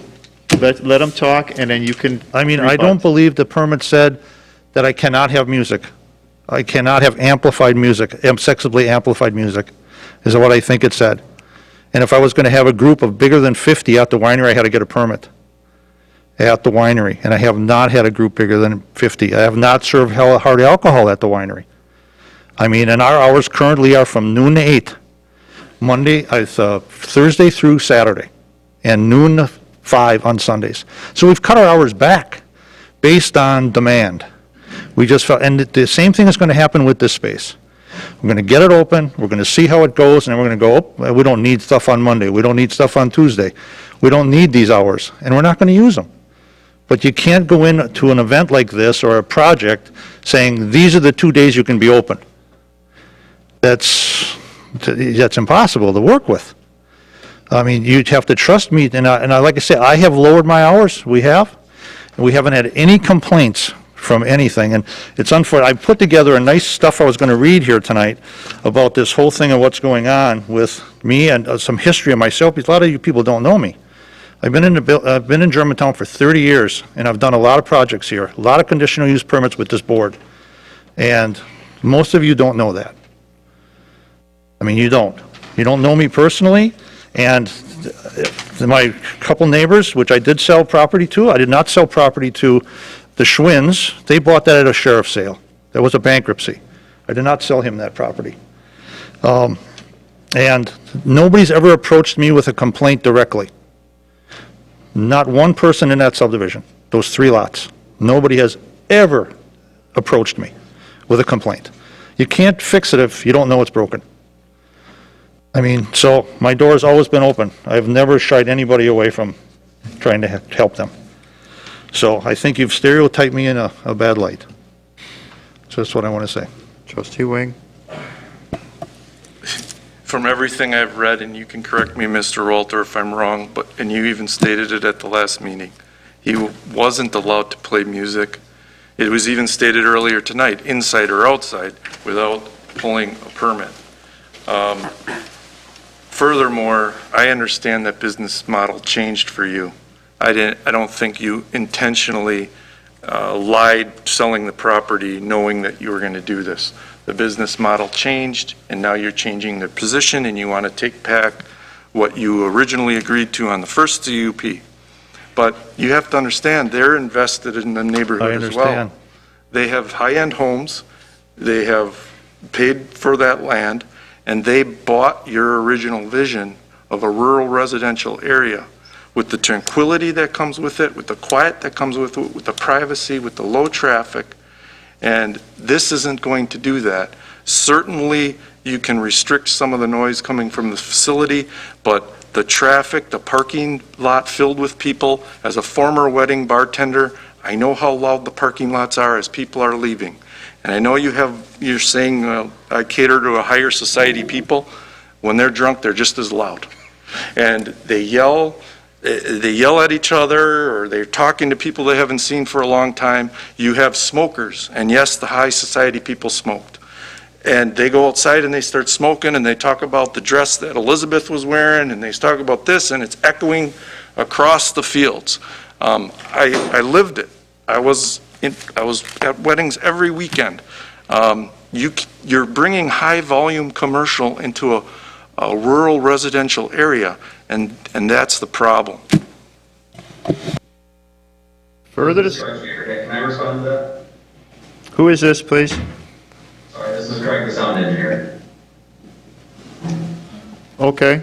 I just wanted to qualify a couple things that you said there, that when you said sell rural community, what the industry standards for a rural noise setting is 45 decibels A-weighted at night and 55 during the day.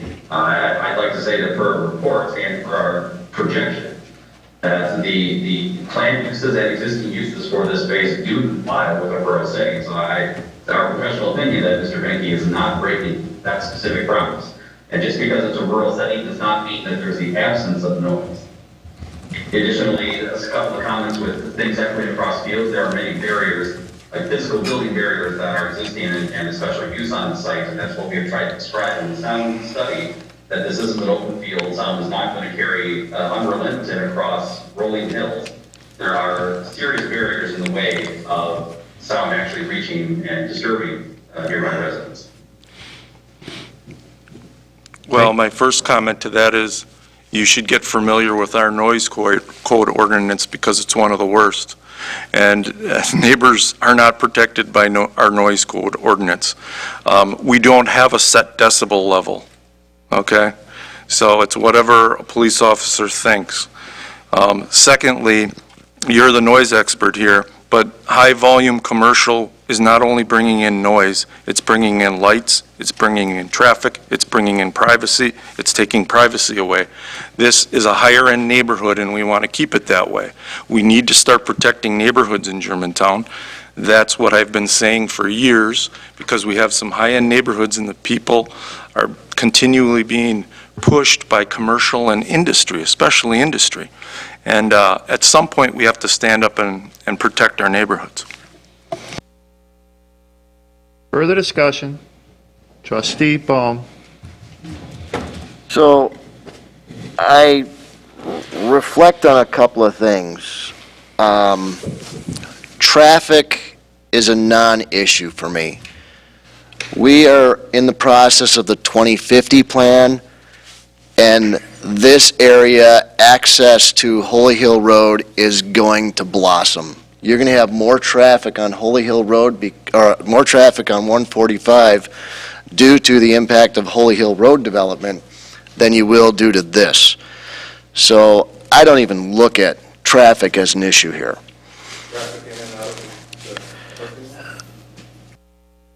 Minor compared to the traffic that is going up and down 145. I don't see that as a high-impact issue. Can I comment with the, Hold on, wait. WSDOT can say? No. On that? Trustee- I got the floor. It has to do with the I traffic. got the floor. Trustee, please, I will recognize you once he's complete. What's the term, public, not a public nuisance, but a attractive nuisance?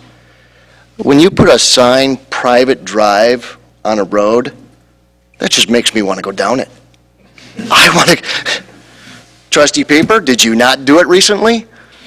Okay, when you put private drive on a road, it calls people down there. I want to see what's down there. I want to see what's there. I'm going to go down it. I've been down your road. I did the U-turn. I came out. I saw there was a couple of houses there, no big deal. I never went back again. I never needed to. So I have issues with that too.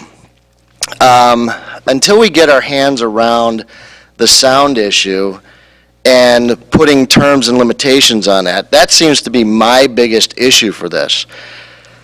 I look at the other businesses that are out in this area, and there are several businesses up and down 145 that are businesses. They may want to grow, they may want to change, they may want to expand.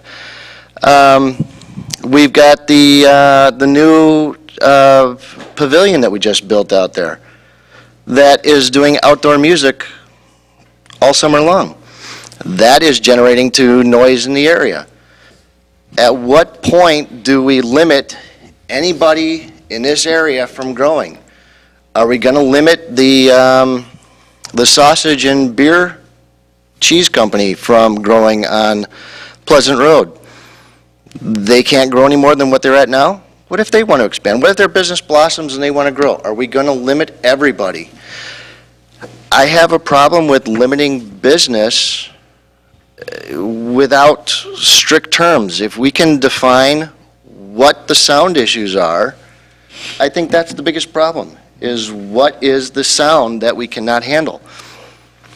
Are people going to walk off this property? He says he's got cameras to prevent people from walking off of it. Yeah, I'm going to go stroll through the fields with my girlfriend too, and I might get behind the gates, but Don't let your wife know. I was speaking when I was 20 years old. The limitations of that are small compared to what we're all talking about tonight. The only issue that I have with this is the sound level. And until we put terms and criteria on that, I don't have a reason to object to this. So that's what I'm looking for. Further discussion? Trustee Peeper? Why do you say that so hesitant? I did not. Okay. I am recognizing you. Well, I just wanted to respond to the whole traffic thing. You said it isn't a problem, but in the packet we received, it said from WSDOT, the potential volume of traffic to be generated from a use with only 35 to 50 parking stalls would not warrant any additional traffic impact analysis or driveway improvements on 145, bypass lane or a turn lane. However, if the number of proposed stalls increases, WSDOT may require additional analysis or physical improvements to the driveway or 145. That tells me that if they're going to add 25 to 30 spots, and now we're at 60 to 80 spots, that would cue them to further investigate and do another analysis, because WSDOT is going to say that may potentially change the traffic on 145. But then on top of that, how are 200 people going to park in 80 spots when there's only 80 spots, and you know darn well that a lot of people are going to drive there solo, especially the people that are working there. Nobody carpools to work in Germantown. So 200 people in 80 spots, when they run out of a parking spot, where are they going to park? Are they going to start parking on Apple Blossom Lane? So you say traffic's not a problem, but I think that is a very real problem, and I know it is a very big concern for the residents there. And the whole taking your girlfriend through the apple orchard, I know how curious you could be driving down private drives. So how would your curiosity be piqued to go take a stroll through the apple orchard and see what a real live apple orchard looks like, especially if you're not from this area and you don't get to see them very often, especially during fall when it's really pretty, or spring when it's really pretty and the blossoms are out. If you can get by the mosquitoes. Yes, it's pretty wet back there. Further discussion? Oh, I'm done. Go right ahead. Trustee Baum? Yeah, you can make the analysis that there's 200 cars. I believe the occupancy of the building was set at about 125 based on the table count. Yeah. And then you have the people in the tasting room if they're there at the same time. And that was 50 people. So at best, we're talking 175. People don't come to a tasting room alone. People generally do carpool to weddings, and I do not know for certain, but a wedding venue does not have a one-person per car parking ratio. It probably has a four-person per car parking ratio. So you're looking at 125 divided by 4, you're looking at, what is that, 4 is 25, probably 35, 40 cars at the wedding reception, plus another 2 people per car at the 50-person, so another 20 cars at the wine tasting. You may need to improve the road due to the turning aspect, but that's not the main issue that's going to happen on that road. The main issue that's going to happen on that road is the access to the area, the entire area, as the Holy Hill Road and the development out there increases.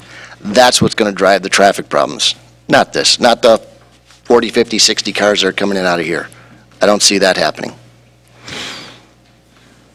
Further discussion? Trustee Miller? Yeah, and in looking at this, obviously, I've been in favor of this. I mean, I spoke at the public hearing about it.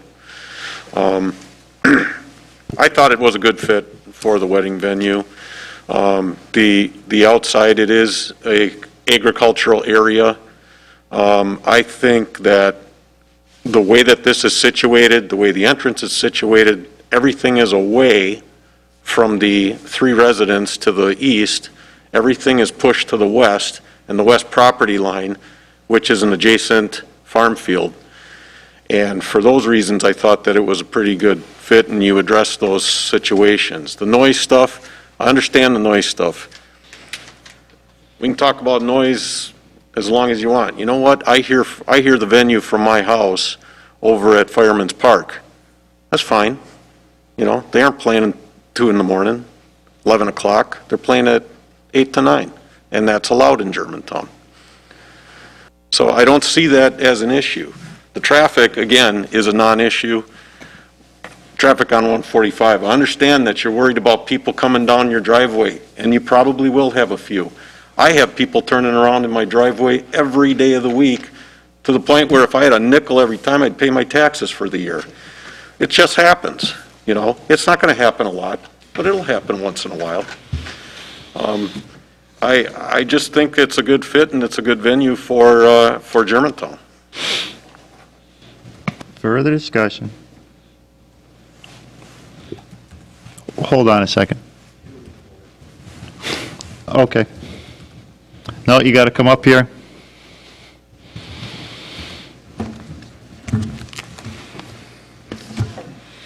All right, I'll beat this one around. I grew up in the city of Milwaukee. People turned around in my driveway all the time. That's not the issue that we're talking about. If you look at the map, it is a long private drive, and my main issue, which I spoke about, is that there is a large circle there with large trees. We have 4 small children that play back there. I am concerned for them. To make it seem like I'm concerned that people are doing Y-turns in my driveway is a misrepresentation. Not trying to misrepresent you. I'm just saying that it happens. I have people coming down my driveway as well. I appreciate everybody that's contacted me in one way or another, positively or for or against this conditional use permit. I appreciate Mr. Benke and his investment in Germantown. It's obvious that you're doing a fine job with your business as it is. You have many letters of recommendation of how well your business is run, how warm everybody feels, how much they appreciate your products, your storefront. Everything about it is to the utmost perfection. You care about what you do, and it shows. And I appreciate that you've chosen Germantown to do that. I'm probably one of the biggest pro-business persons on the board. Trustee Wing can attest to that. When businesses come forward and propose different types of expansions, I'm always willing to listen and look at a way where it can be worked out within the community that they're proposing it, or within the area that they wish to grow within. This one's different for me, and I'm trying to weigh it against, if I bought property from you and you came with the second proposal, I think I'd be upset. I think I would be. And based on my investment there, and it probably would be different for me personally in looking at this and how it fits into this area, if it was a business that came later, or people built around it that weren't sold the land from the person that owned it. And I think that's where it makes a little bit of a difference for me. But when I look at this, Trustee Wing is right. It's not all about noise. It's not all about traffic. It's about, does this conditional use work here? Is this what we want in this area for a usage? And I'm not sure this is what I want here. I'm not sure that in the area that this is, and what the lifestyle has been sold to the residents, it's something that needs to be here now. I'm not sure. I'm still thinking about it. And I understand the need to protect the neighborhoods. I understand the people of why they chose to live there, what they're looking to protect, and what they're looking to guard. I understand it. And I would be in the same thought process if it were me and my property. And I think everybody here would think the same. So that's where I balance it. And I haven't worked it all the way through, but this one's different for me, and maybe it's just because of where you started, but I do congratulate you on your business. You do a fine job. You represent Germantown. You bring people here on a regular basis, and I thank you for that 100%. Am I willing to let it go beyond that? Right now, I don't know. And I'm willing to listen to more discussion or more debate, or we can simply put it to a vote and we can go from there. So is there further discussion? Trustee Kaminsky. I tend to agree with trustee Baum.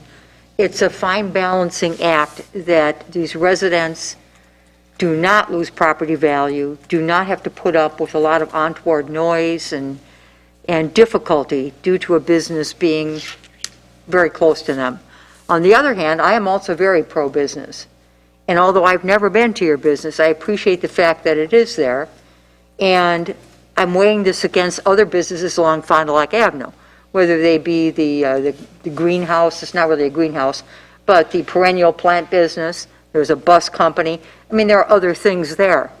And then I think to myself, what could go on this property? And literally, you could have a chicken farm or a pig farm here. It's zoned agricultural.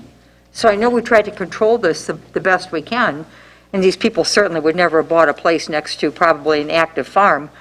But, if it comes down to just the noise level, I have to wonder is there some type of I guess this is addressed to Jeff, if there is a conditional use permit, Jeff, and we find that the business is not in compliance, we're getting a lot of complaints, things aren't working out, how easy is it to pull that conditional use permit and go back to Plan A versus Plan B? This is Jeff Retzloff. In response to your question, Trustee Kaminsky, we do include in this particular conditional use permit the same standard condition that we've included in past CUPs that essentially provide for a reevaluation of the CUP and the possible supplement of new conditions or change conditions of approval, or even possibly withdrawing the CUP if the conditions of the operation change dramatically.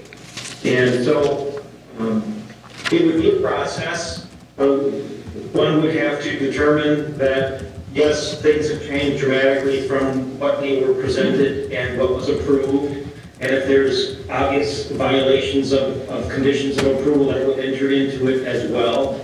Staff would bring forward to the Planning Commission and the Village Board a proposal to reevaluate the conditional use permit, and we would take it from there. We would likely hold a public hearing and sort of do an overall review of the conditional use permit and decide if we need to make some changes to the conditions of approval. But if nothing else, reinforce the notion that whatever conditions have been approved need to be upheld and complied with going forward. Otherwise, we could simply revoke the CUP. Brian could speak to that process if need be. Brian, has something like that ever been done realistically? Or are we dreaming that it ever would be done? I can't recall any immediate instance where we revoked a conditional use permit, at least not here in Germantown. It has happened in other places, certainly where things just get out of control and you're no longer abiding by the conditions that are there. It typically involves litigation, I'm not going to lie. We'd probably be at the circuit court, making the case there and making sure that the court hopefully rules in our favor. But it is certainly possible. My general experience with folks that are good business operators, they never let it get that far. That generally where there are concerns, they're fairly responsive because they have an investment that they're trying to protect as well. And so generally I find that the property owners do cooperate and address the concerns as they're brought up. The ones that we end up having to modify conditions forcefully or to terminate conditional use permits are generally the ones that just kind of thumb their nose at you and say, I'm going to do what I want. And, those are typically not good business owners to begin with, so. Yeah, I mean, that's the problem. It comes back to what our president said, then how do you define this noise level? Because, I mean, what would you come back and complain about? I mean, let's say the residents say it's too loud. We've already agreed that this decibel level, like you said, we don't have a good, good ordinance on that. That's the slippery slope. You know, you could say, oh, let's test this for a year and see if it works out. Because what I have found in my, 9+ years on the board, is people always think it's going to be worse than it is. In every scenario that we've been in with these conditional use permits, they always immediately think it's going to be horrible. I have to protect my property value. And I get that. And then we never hear from them again. It's all okay because they find out that what they were thinking was going to happen just doesn't.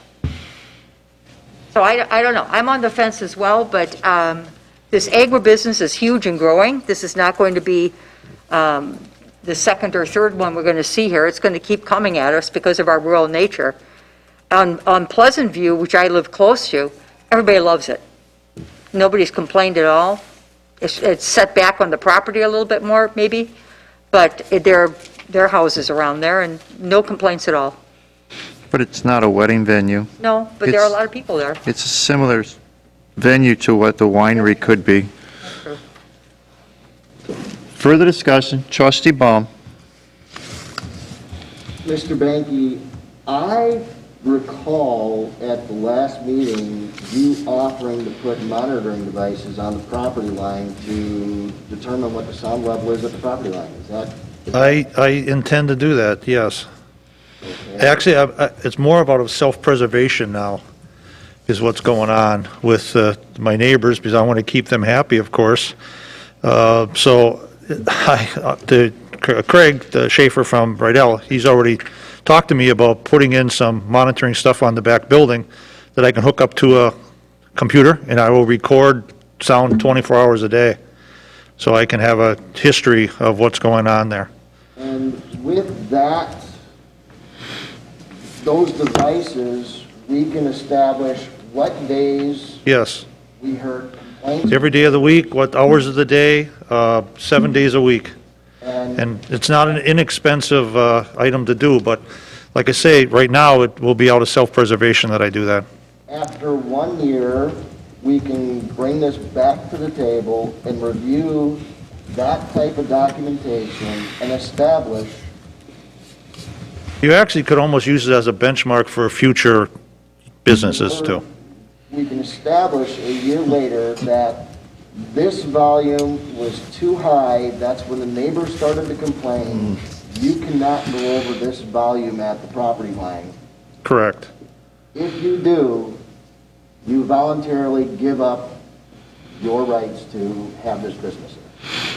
It's got to happen more than one time, though. It can't be just one time out of a whole year. I mean, I mean, holy cats, because, Oh, I didn't have my microphone on. In the first year, we will define Oh, okay. what that volume is. And we're going to have a series of complaints, hey, it's too loud tonight, mark it. And then we come back a year from now and say, okay, here's the volume that you cannot exceed, Okay. period, end of story. You do, you lose your I think CUP. everybody's going to be very surprised that it's going to be lower than you think. But until we have an I understand. understanding. I'm I trying mean, to figure out what works for them. I'm what already works for you. thinking, my wheels are going, thinking, naughty but nice band list. I mean, this guy's too loud, you can't use this group. I mean, this type of thing. I'm already along that wavelength Yeah. of putting together a list. Same like with caterers, oh, there's too messy, you can't use him. If you're going to be here, you can't use them. Okay, so I am working towards making an amendment to this list and adding an additional condition to it that would test this volume and track this volume for a period of 1 year, and you come back in 1 year to finalize the terms of your conditions. Starting date when? When you open and operate this business. He may not have his equipment up. I don't care. It starts the day you open the business. If you don't have equipment up, that's your problem, not mine. But you're asking for a tracking. You start tracking it the day you open. If you don't have your stuff up and operational, that's your problem, not right mine. with I'm that. starting from there. There's your 1 year time frame. I got to start at some time. I'm starting the day you open. Trustee Hudson? Yeah, I don't think it's a fair ask to ask of the neighbors who have invested $500,000 or $600,000 in their homes and in their lives to be a test case for a business. I think that's a really big ask of people who have come in front of us and said that they are not for this. I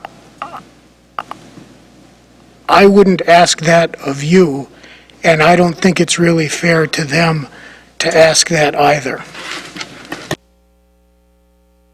Mr. Noise Guy, did you have something to say? Yeah, I did, sorry. I just wanted to add on to that discussion about if you go over a certain level, that can't just be an impulse-based thing. There has to be a time component in that as well. So whatever the limits you are setting, it should be a decibel level in addition with a time level as well. We've actually run into this in different scenarios with the village of Sister Bay, where they put a band shell that faced a condominium development.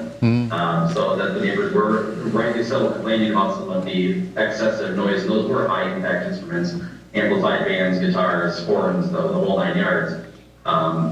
We found that there did need to be a time component of it as well, because you could get a similar noise of a shrieking child or a motorcycle passing by that was actually louder than the noise coming from the band itself, but that it was sustained over a certain period of time, whereas a musical note may hit that for a split second, or a drum may pop. Just because it exceeded a noise limit, it also needs to exceed that limit for a certain amount of time, usually a minute, 5 minutes, 10 minutes, maybe it's called equalized sound pressure level. Okay, thank you for that. Further discussion? Let me beat this thing up. Mr. Chairman, Sheriff Retzloff, Yes? would it be possible to also require that there be a monitoring device inside the wedding venue that if the noise reached or exceeding a certain level, that there be sort of this self-check or evaluation, then they could announce to the band, hey, you gotta turn it down a little bit, it's getting too loud in here, in addition to whatever exterior monitoring might be done? Sure. I can speak to that if you don't mind. Great. No, you're the expert. Yeah, good. Go ahead. Sound system installation, you can't actually limit, they're called wattage caps. You can limit, have a physical decibel limiter. So if Mr. Binky was to provide and furnish the public address system, which I probably recommend him doing, and not letting anyone just bring their own sound system, so that anything that's amplified is going through his system, you can have a physical installed device that limits that to, say, your 95 decibels at certain points, or 85 or 75, or what have you. We have seen restaurants implement this sort of things with conduit installed them next to their patios. So it wouldn't need a monitor, nobody can keep turning the volume level up as much as you want. There's a physical limiter within the sound system, the unit itself, that would not allow it to go over certain. It goes to 11. It might go to 11, but it'll only produce 75. It's like a governor. I will try and make a motion to add condition number 27, that the applicant place monitoring devices at the property line and inside the facility to assist in determining what is the acceptable level of sound to the neighbors during the first year of operation. And at the end of 1 year of operation, the applicant come back to the village board to define and clarify the sound level that is acceptable to the residents and the village board. That's your motion? Start there. To amend? Motion made, do we have a second? Second. Oh, man. Discussion. Wow. I'm trying to find I a way. understand what you're trying to do. I've got a couple problems with it. First of all, I don't like to say to anybody, you must spend this much money to come to an agreement of what I want to see it be. So to put that extra cost onto anybody, I'm not for that. Secondly, you're within a perception. acceptable to him isn't acceptable to him based on his proximity or which way the doors are pointing. So now you're going to have 3 that are and 1 that isn't, or 2 are and 2 aren't. What do you do with that? You put it to a vote? I don't want to add, I don't like gray, and I'm in politics, believe it or not. But I would rather have it defined. If he wants to put that equipment in to help monitor the noise, then that's the cost that he decides to put in. I don't want to dictate, you must spend X, and then come out with these types of reports. I think it's even hard to do, to put costs onto somebody. And I'm looking at the village attorney and saying, how can we tell him that he has to purchase this type of equipment to satisfy this condition? I don't see it working. And again, it becomes to a perception. Whose perception? Mine? Mr. Banky's? One of his neighbors? I'm not in favor of it. Mr. President? Yes. This is Jeff Retzloff. I refer to page 1 of the Rydell noise study. Mr. Schaefer talks about how this area is what would be considered a rural district. Mm-hmm. And typically, these districts have a corresponding acceptable sound pressure level of 55 decibels during the day and 45 decibels during the night. Although the village does not have the same thresholds adopted in our ordinances, I believe it could be possible to adopt such thresholds in the CUP and require Mr. Benke to install the equipment necessary to monitor and to ensure that those levels at the property line aren't exceeded. Is that what you mean, Mr. Trustee Baum? That's exactly what I mean. That's exactly what I was pointing out. He just said it oh so eloquently. Is that within the approval of the second? Yes. All right, further discussion on the motion to amend. Anything to the motion to amend? Trustee Myers? Okay. There is a motion to amend. I'm asking for if there's any discussion on that motion to amend. Just going to ask me to repeat that. What Jeff has Yes. asserted. I'm fine with that. Eventually, my position, I'm against all of this, but if it was to pass, that's nice to have. I wish we'd have these decibel levels for all businesses, all neighborhoods, but it is especially important in our rural areas where, despite what people say, we did not set this aside for heavy commercial or increased volume of commercial. I like science. I'm on board with it. And so I'm fine with it. Further discussion? No further discussion? Mr. President, this is Greg Schaefer again. Yes. Again, with this, I would advise you to put a time period duration within this amendment. You're talking about time within a day? Right. Amount of time or time that each is 45 or 55 decibels? Amount of time.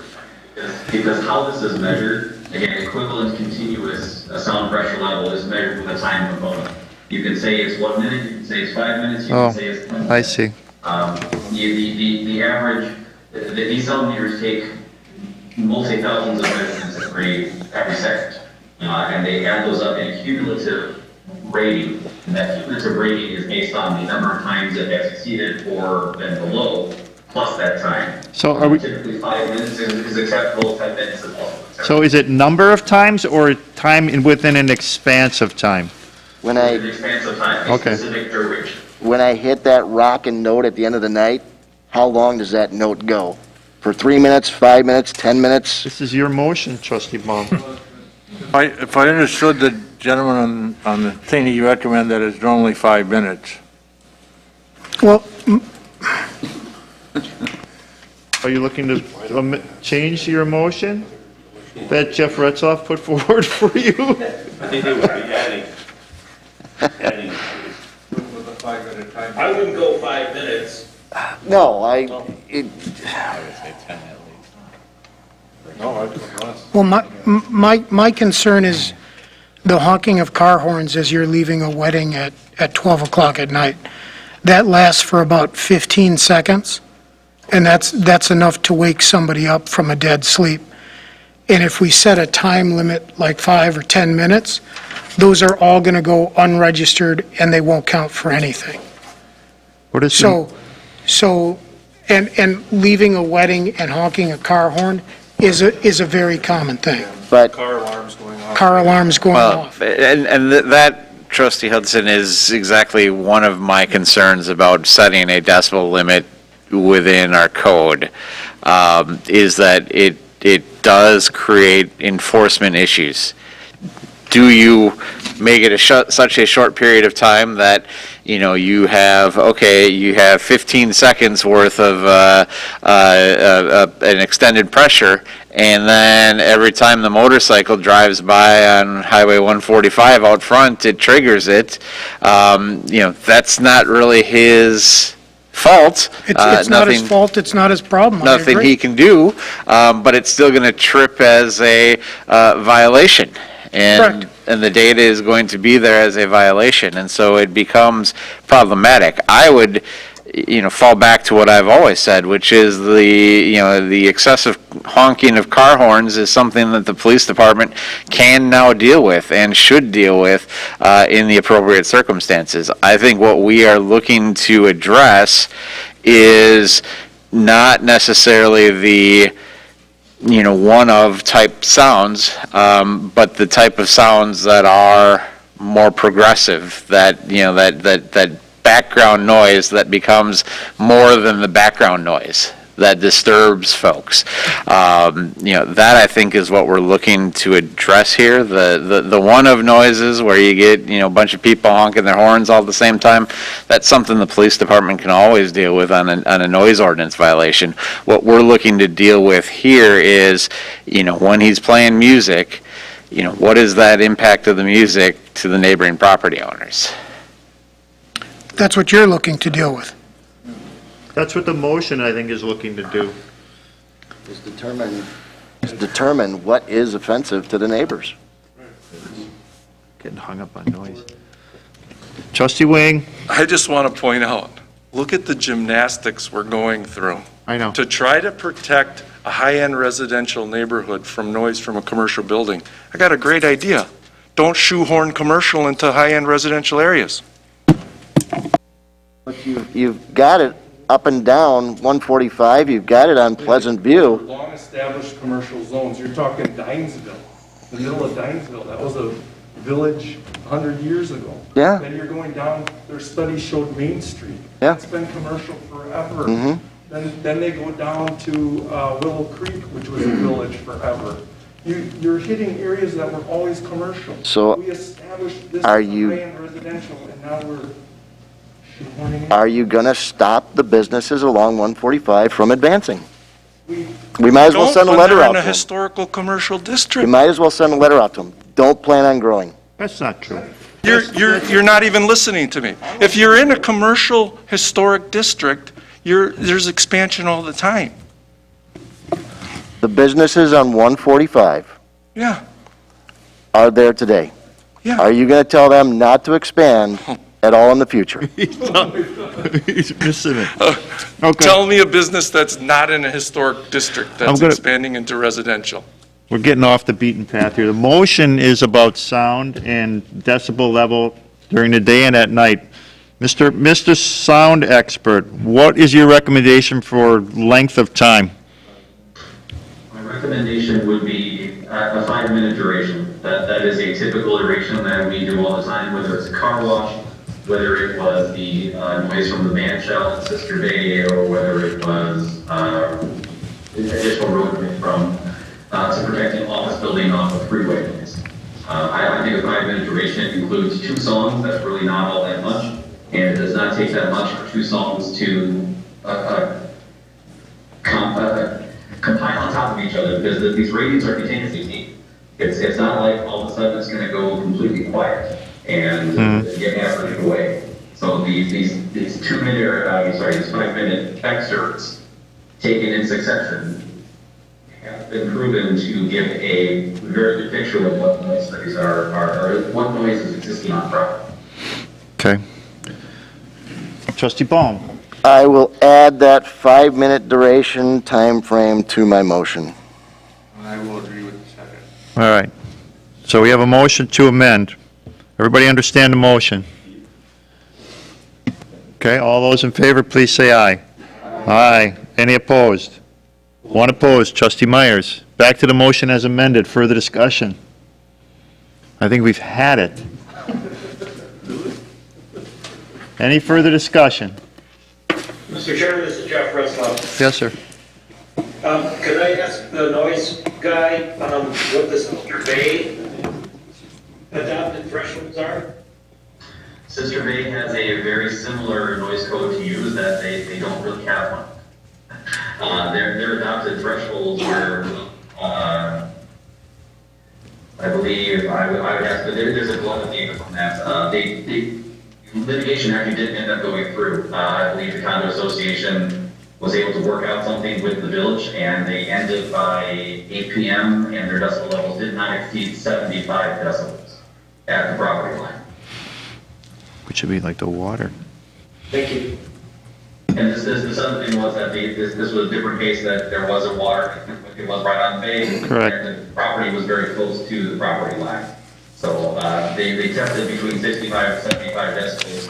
The lowest set on 75 decibels, and that was amenable to everyone. But it's got the water to carry it. Further discussion?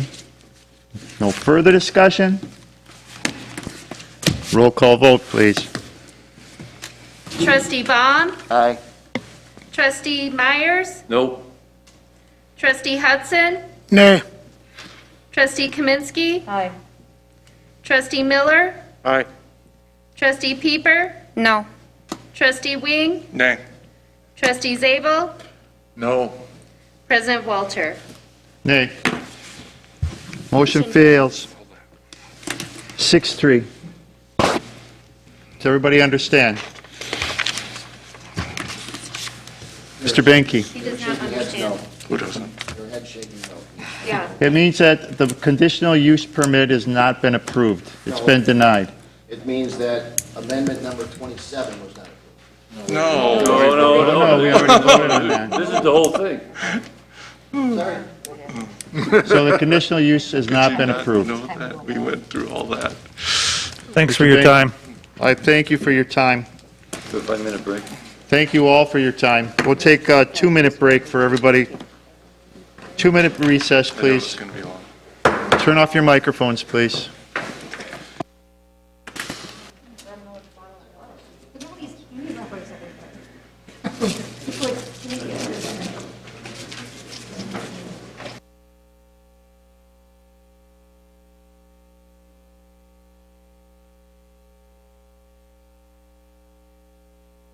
No, he's Have you ever heard, and you're going to Yeah, school, we'll you're be right going next to you, and then to you you're can kick me being a yourself. trained lawyer, have you heard of decorum? No, I don't. Can I throw something up in the air? Nobody might move you next time. That's it every time. You can't, I'm doing that. Someone's mic is still on. That wasn't my mic. My mic's It could on. be the main, check it on the podium. Oh, thank you.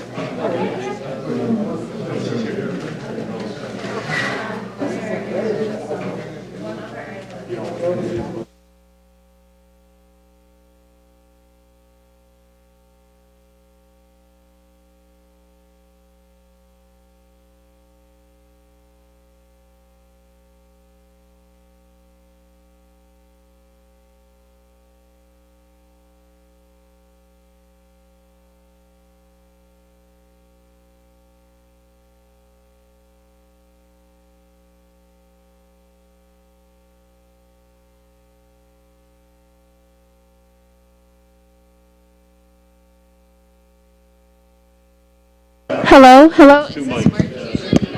Hello? I don't, Hello?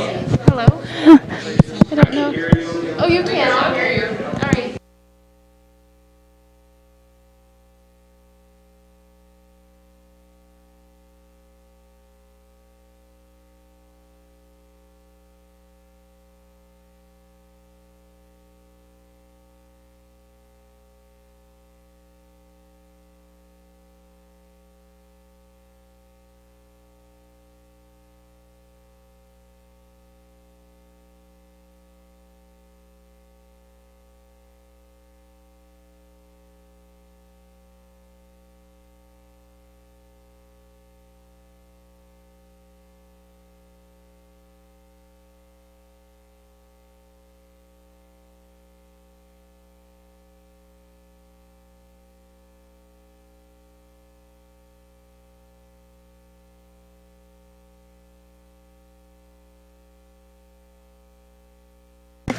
to approve the letter A? Letter A, new business. I'll make a motion to approve Resolution 022021, disallowing the claim for Carol Vakalik for water damage. Motion made and seconded, discussion. Mrs. Vitale, would you like to speak?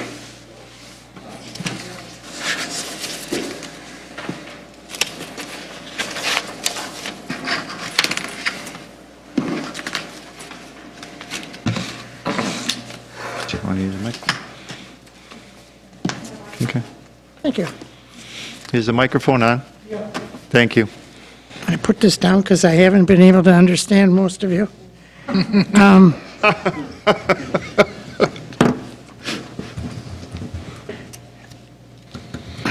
don't even know where to start with this. It's so annoying.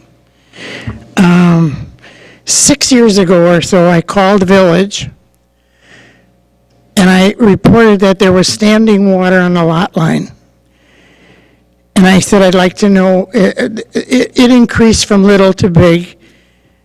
And 2 engineers came out. I do not recall their name. But they stood over there and they looked and they said, well, what do you want me to do? And I said, well, I'd like you to figure out where the water's coming from, because we're, I don't know, I live in Windsong subdivision, and they just said to me, you figure out where the water's coming from, you call me back, and then we'll try to do something. Well, that was 6.5 years ago. I didn't know what to do, and then my husband got sick, and then I took care of him for over 2 years, and he died, and then the water increased. It went through my basement, on the outer perimeter of the basement, and brought a lot of water damage, which I submitted pictures. And the sump pump just ran continuously. And all the while he was ill, he kept saying, I just wish I could help you figure this out. Well, after he died, it increased probably to every 4 minutes. And it was gushing out of the hole in the ground into the street. And my neighbor came across a Dr. John, I call him Dr. John Craigle, and he said, I'm retired, and he said, I'd like to help you. So he came to Germantown offices, he talked to someone, and a guy named Scott and Paul came out. And now we're talking about 2 years have gone on, 2, 3 years, 4 years. And when Scott came out, he got some kind of a machine and he went out to the front where the Germantown water connects to my property. And he put it down on the ground. He said, there's no flowing water. And he said, the only way I can help you is I'm going to take a sample of the water. So he did that. He came back and he said, there's fluoride in the water. So this can't be a spring. This has to be Germantown's water. Okay, so what was he going to do about it? He did nothing about it. So I went through 3 sump pumps in this time, and 4 different plumbers, and finally the basement got so bad that I needed to have it fixed. So I called 2 different places. One was $45,000. He was going to rip up I don't know what. And finally I got McCoy, which I trusted because my other neighbor said, I take care of properties and I trust McCoy. So I got them. They were started out at $16,000. They had to brace up all the walls. We had to remove, my daughter and I removed for, was it 2 months or what? everything that we didn't want anymore. It was 9 trips to Goodwill, brought the shelving away from the wall, which is what McCoy said. You need to bring everything in 4 feet from the wall. And when we removed some of it, behind those shelving was more damage, where the wall was cracked all the way down, or the blocks were pushed in. So going through all that, McCoy came in, and when he looked at it, he said, well, 16,000 isn't going to be enough. We're going to need 4 more thousand. And if you want to save money, you can give me the 4,000 extra in cash, or we can run this through McCoy and it's going to cost you 8. So I gave him 4,000 in cash plus a check for 15,000, I guess. And they finished the job. And in between, I had called an attorney to help me. Well, the attorney sent an engineer. The engineer kept saying, I can't get in the building. I can't check records. I can't, he just couldn't help me. So, and the attorney wanted to jack up the price 20 more thousand and rip up the outside wall and everything. So I fired him because I thought he's only jacking it up for himself. And I trusted that Germantown would take care of it for me. Well, apparently that was my mistake. So somewhere along the way here, about a year ago, or I can't remember if it's last year, someone hung a water sign on my door and said, we're shutting the water off, Germantown is. And don't use any water until we tell you. And that was 8 o'clock on, I don't know what day it was. Well, they shut it off, and 3 hours later, at 11 o'clock, my sump pump stopped. And I looked out, and there were 5 big trucks. I'm on a court. 5 giant pieces of equipment from Germantown were at my neighbor's house, 2 over. And I went and talked to her, and she said, we called Germantown because our pressure went way down. Well, I said to her, so how much did you have to pay for all this? Well, they just had to rip up a section of their driveway because their valve turn the water on and off, and their connection to Germantown was under a section of driveway. So that was ripped up. She said, we only had to pay for the driveway. The guys that fixed it said it was Germantown's side of the pipe. So I don't know how you prove that. I called her up to ask her if she would sign a paper. She said, yes, I would, but I'm working and I'm not coming home tonight. I called her husband, he wouldn't answer. So I'm sure they would cooperate to issue that statement that someone said it was Germantown's fault. Because now I'm finding out, I issued a folder to Deanna, and I don't even think that the adjuster looked at it. It was denied. I have a total of 21,100 and something, and my claim was denied. So what exactly does Germantown have insurance for if it's not for a problem like this? I had to use my retirement money and hoping that when I got it fixed, the insurance would pay for it. My insurance didn't, because I found out any homeowner, your basement's not covered unless you have flood insurance or whatever. I didn't know that. I thought if I had homeowner's insurance, that would take care of it, but I learned to know.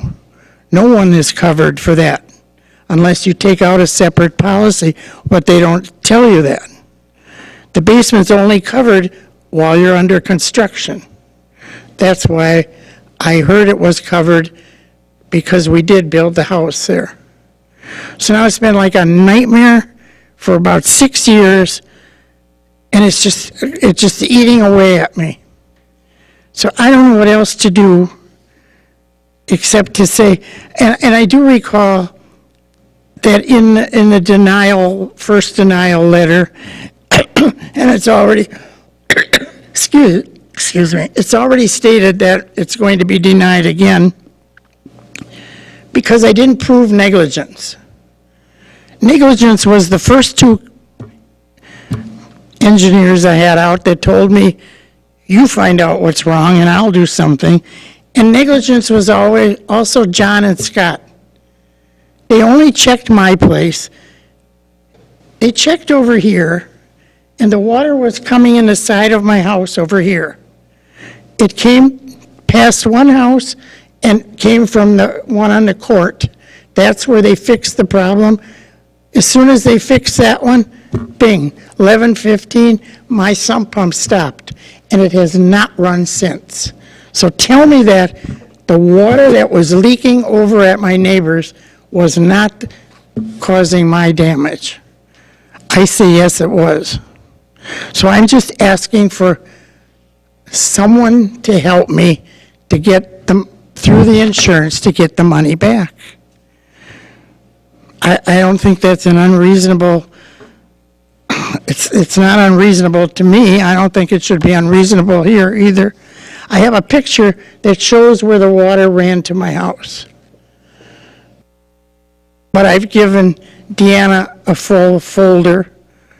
I've given it to her twice. I had to send it certified mail. I have done and followed all that. Now I'd like to have somebody help me. And I thank you very much for listening to me. I don't know what else to do anymore. Thank you. Thank you for coming forward.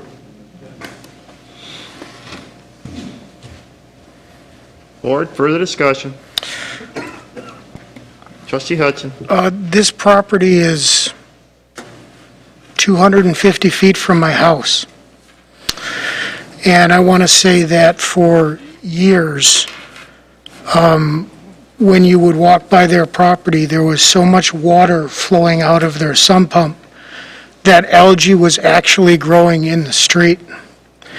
In the wintertime, it was a literal hazard because the ice was this thick.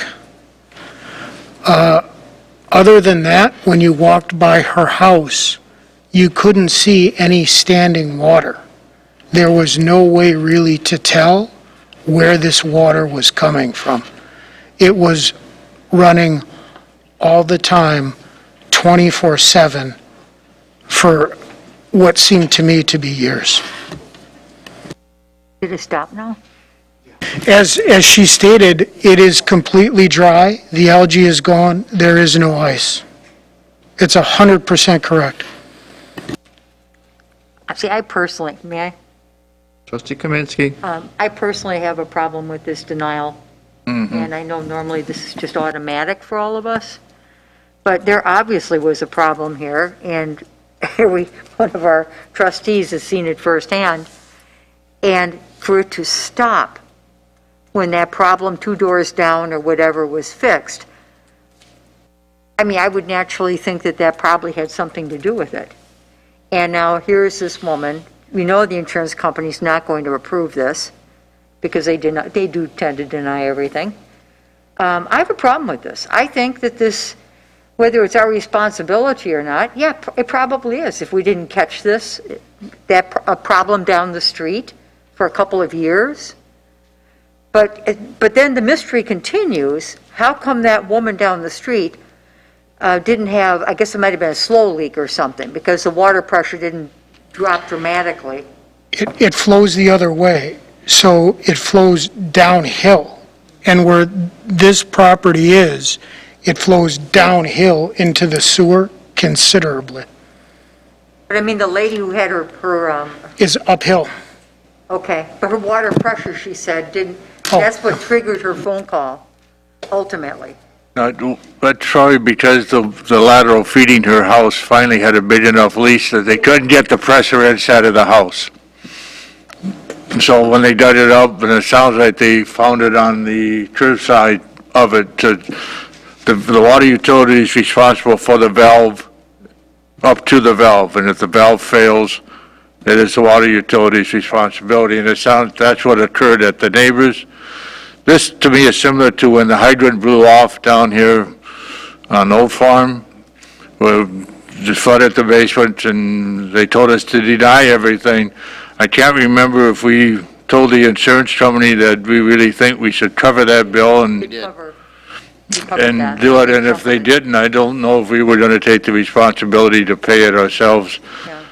Because I really believe, since the one was uphill, it goes back to the stone around the piping at the end, it all follows in, fills up the stone, fills up around the basement walls. It creates the problem.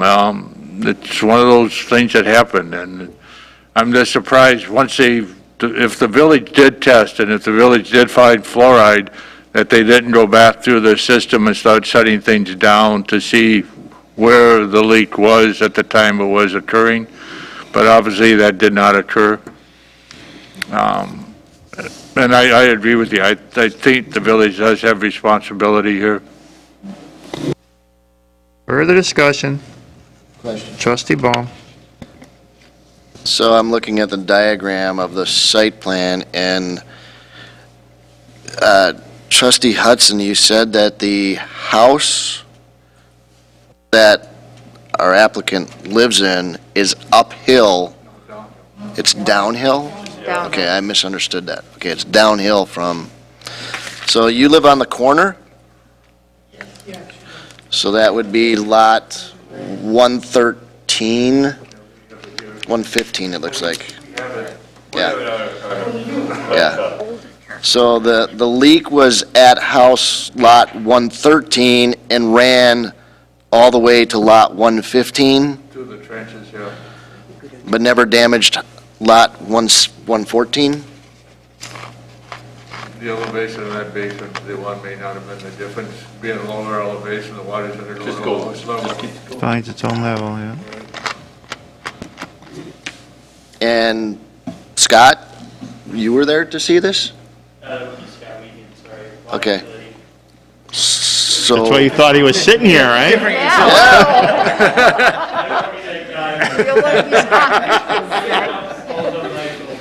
Okay. So, did we in fact confirm that this was city water pumping for 6 years?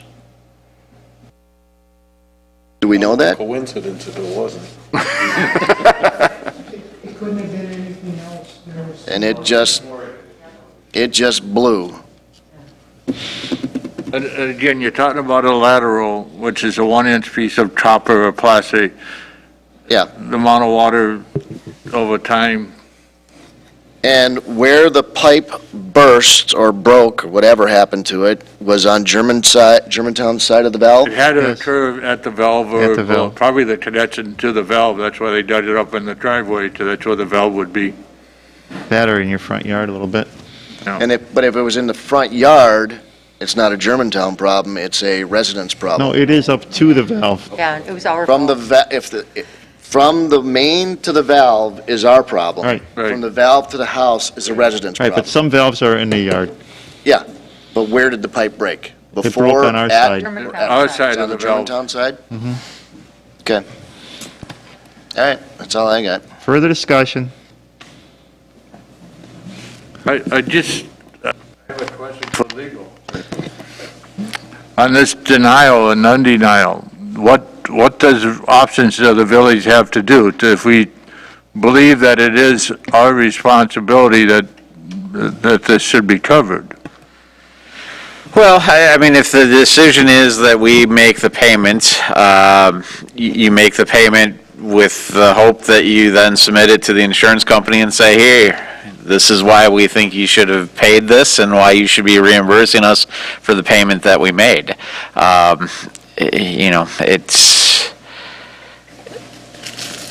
Yeah, certainly, I mean, I don't disagree that there certainly appears to be some coincidental aspect in terms of, we had a sump pump that ran all the time, and then we fixed a lateral, and now it's not running. But that's, I mean, we're missing a huge causation step from water going into a sump pump that's running out through the sump pump to Right. massive damage to a basement wall. I mean, we have sump pumps all over the community that run because that's what a sump pump is supposed to do, but. Trustee Kaminsky. Yeah, but part of the missing link here was this constituent, this lady, complained consistently and kept a record of it, and nobody listened to her. Nobody tried to find a cause. For them to say, hey, yeah, there's a puddle there, you find out, and, we'll fix it. No. That's unacceptable. It's unacceptable for us not to have made that effort, especially after finding the fluoride in that water. Unacceptable. We owe her that claim. Where does that, so if the claim would be chosen to be paid, would that come out of the water utility? Right. And there's funds there for that? Well, the 21,000, I think that's what she said. Right. I was looking for the dollar in the sheet. She has in her letter. And I'm just looking, I missed it. Oh, goodness. Yeah, $21,139.53 is what she submitted. She's got it to the penny. I'm going to make a motion that we pay the cost of that claim as just stated by Trustee Zabel, and then have our village attorney attempt to recoup that from the insurance company. That is your motion to amend? First vote on. We have a motion on the table? We have a motion on the table to deny. First, we have to. We have to defeat that, and then Yeah, I didn't know we had a motion. Well, I mean, you could, Trustee Kaminsky, make a motion to substitute the pending motion with a motion to pay the claim. I can do that? Yes. What he said. Motion made and seconded by Trustee Baum. Discussion on that motion to amend. I want to make sure I know where we're at. So Terry has made a motion to pay the 21. All right, Okay. to amend the motion from denial to pay we're substituting it as. for the amount as you stated. Yeah, the 21,139. That's the amount, correct, ma'am? It was $10 more because I was off, but whatever. But I thought you had it down to the penny. My daughter, and I had it wrong. Okay. Further discussion on the motion to amend. Be wrong in $10. She's got a. No further discussion? We'll have to do roll call vote, please. Trustee Kaminsky. Aye. Trustee Baum. Aye. Trustee Hudson. Aye. Trustee Miller. Aye. Trustee Myers. Aye. Trustee Pieper. Aye. Trustee Wing. Aye. Trustee Zabel. Aye.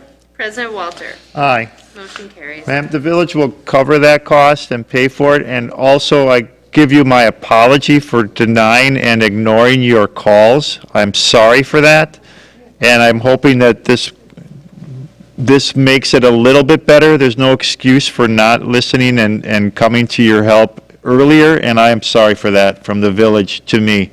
But hopefully this will make it a little bit better for you, and I'm also sorry for what you had to suffer through at the same time and for your loss. Thank you for coming tonight and explaining it to us. I very much appreciate that. You're welcome. Next item, under new business, is new business item B, audio-visual proposal for the village boardroom, Heartland Business Systems.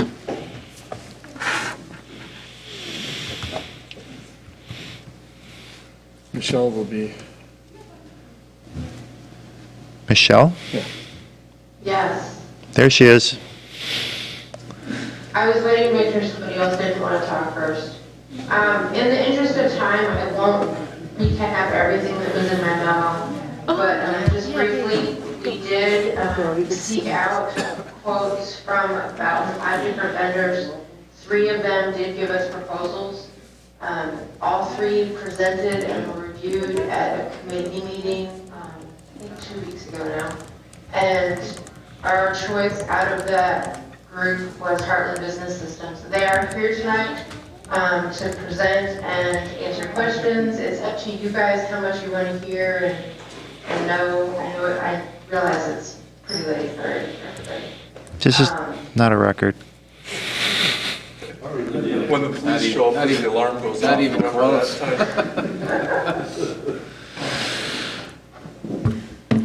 All right, so the gentleman from Heartland will make a short presentation then on regards to what's being proposed.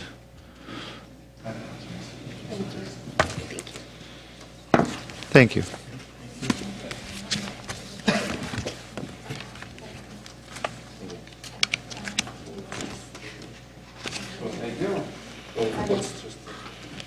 Sir, the floor is yours. Is there Wi-Fi here, or if I can get on it, I can email her the thing I wanted to show? Go to your Wi-Fi. He needs help getting on the Wi-Fi. But we got our IT guy here, Brian. Yeah, I don't remember the password.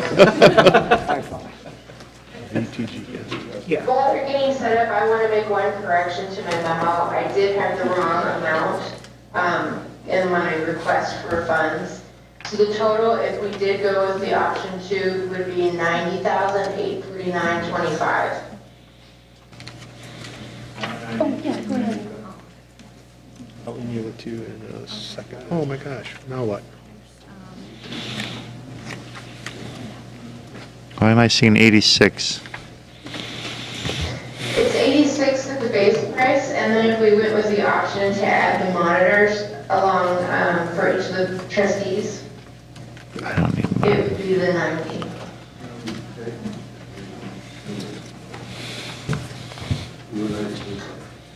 That just seems like update. Monitors seem like there'd be something you'd have to update. Basically, the handout that I gave you, is just, it explains like the different parts of the system. And the totals are on page 176 of the packet. Okay.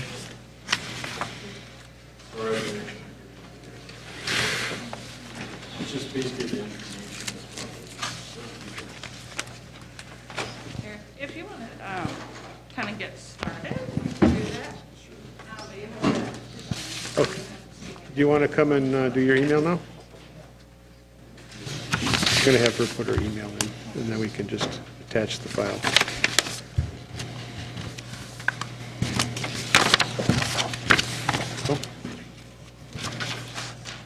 Well, these look different. The monitors are pretty, they're not a lot, too. Yeah. So, can you hear me okay? Or, yeah, okay. What was that? So yell? Is that what you're saying? So I'm Glenn Allen with Heartland Business Systems, and this is my teammate Rod. And we appreciate, you guys as far as looking at some new equipment and things like that. But basically, I was reading the local news, so I live in Germantown, and found out about the opportunity to help you guys with the audio video here. And so I got introduced to Michelle, and then a few members on the team as far as Jolene and a few others. Rick, as far as maybe what you guys are calling the committee portion of it, and then as far as went through a couple steps in the process. But as far as one of the things we wanted to do, and eventually we'll get going here, is our vision for you as far as what we were thinking as far as the technology itself, and then where the placements are and things like that. And as Michelle brought up earlier, there are options within the proposal, and so she and her committee have made, as far as some recommendations, things like that. But it's, if it's another option that you want, or one of the discussion points was microphones, that type of thing. So sort of figuring all that out here tonight or with you. One of the options is the additional room as well. And so maybe if you guys wanted some newer technology in that room back there where we actually met, that's an option as well. So, good to go? Sure. So tonight, I thought we'd just kind of review the quote as that we did before.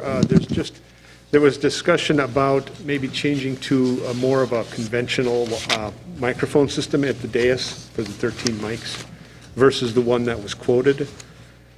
And while I was waiting, I did some calculations. I think I just want to review a little bit what you get with the discussion system versus regular mics, because I think what we want to have is a system that can have an automatic mode, that the cameras would then track who's speaking based on which mics are muted and which ones aren't. So if I noticed that when you vote, or Dean, President, you often recognize a certain trustee, and then they unmute their mics, speak, and then they mute it back again. Some people are leaving their mics on, but you have the opportunity to do it that way, or you can, the discussion system has a variety of different ways. So I could mute some of the other trustees' mics? That's right. This just sounds like the cancel culture to me. Yeah, absolutely. Interesting. We can do it a variety of different ways. So, and the whole option of doing it that way is so that if there's a meeting that maybe doesn't have the person in the back who's actually selecting the cameras and aiming them with the equipment in the back, which is also in our quote as an upgraded system for back there, you could actually have an automatic mode where you are, for instance, if there was a subject that required a bunch of people to talk, they would, for instance, in the auto mode, they would push their button on their mic, and it would queue up to 8 mics, and then you could just tick them off once at a time, and they would be able to speak in order, or you could just, from the touch panel, you'll be able to pick the person you want to talk, or you could put it in a mode where, just like it is now, anybody, you can unmute their mic and talk, and that will trigger the movement of the cameras. And is that an option, or is that in this bid? It's already in there. Okay. So the other part, if you look at this drawing, I revised it today from the previous one you might have seen. It took out, remember we had 2 different options for, we might want to call a confidence monitor. So it would actually mirror what you're seeing up here, and it would give everybody a much better view of it. So this would stay here. That one is getting moved over there for the viewing of the gallery. Eventually, we could upsize that because it's not really quite big enough for the people back there, but we can certainly move that one to that wall. And then for you guys, you could either do that 86-inch up on that back wall that we quoted, but I think you preferred the 22 inches sprinkled around the dais for everybody to see. And they'll be on a low profile mount so that it puts them down on a nice angle so they don't stick up beyond this backsplash. So that was what the increase was in the options for that kind of monitor for you guys. Then I moved, if you see here the speakers, those are the pink circles. I had 3 of them back here. And I remember one of the questions from the time we presented before was, what do we need speakers back here for if we can hear stuff in our discussion unit, base units, which have a monitor speaker? And it's a good question. We actually can program so that everything you need to hear will come out of those. Now, when I sat here all night, stood back there for a long time, I noticed that one of the problems, especially in the back, that pop machine is pretty loud when you're back there. It helped when I sat down, even in the back row, or wherever I sat there. But when we moved these ceiling speakers from where I had them before to where they're shown now, that would be like 3 of them down the row here, another one across there in the suspended ceiling area, and then 2 in that back suspended area. Yeah. Thank you, Vanna. So it would really improve for everyone to be able to hear, in addition to the 4 speakers that are going to be up on that little soffit area, surface mount ones that are pointing down at the center of the gallery. And because we have such great coverage, we won't have to have it be as loud, but it will definitely be intelligible, because it was hard for me to hear almost everyone tonight, you know, especially from back there with the pop machine. So I think the ideal thing is to have the flexibility that the discussion mic system gives, because it's really meant for this exact use case. It's designed for that, and it allows us to have lots of different ways to focus our cameras for the times when the person in the back can't be here. And that's about what I wanted to tell you. And when I looked at the difference in price, the equipment itself is kind of a wash. Let me just get back to my notes here. So, the hardware, you would save about $4,300 to go from the discussion system, which is again the microphones with the little speaker bases in them, to more of a modern version of what you have here, which is just a mic, an analog mic plugged into these mic jacks with a button on it to mute and unmute, and then no speaker. So the difference in those kind of mics, you'd save about $4,300 to do that.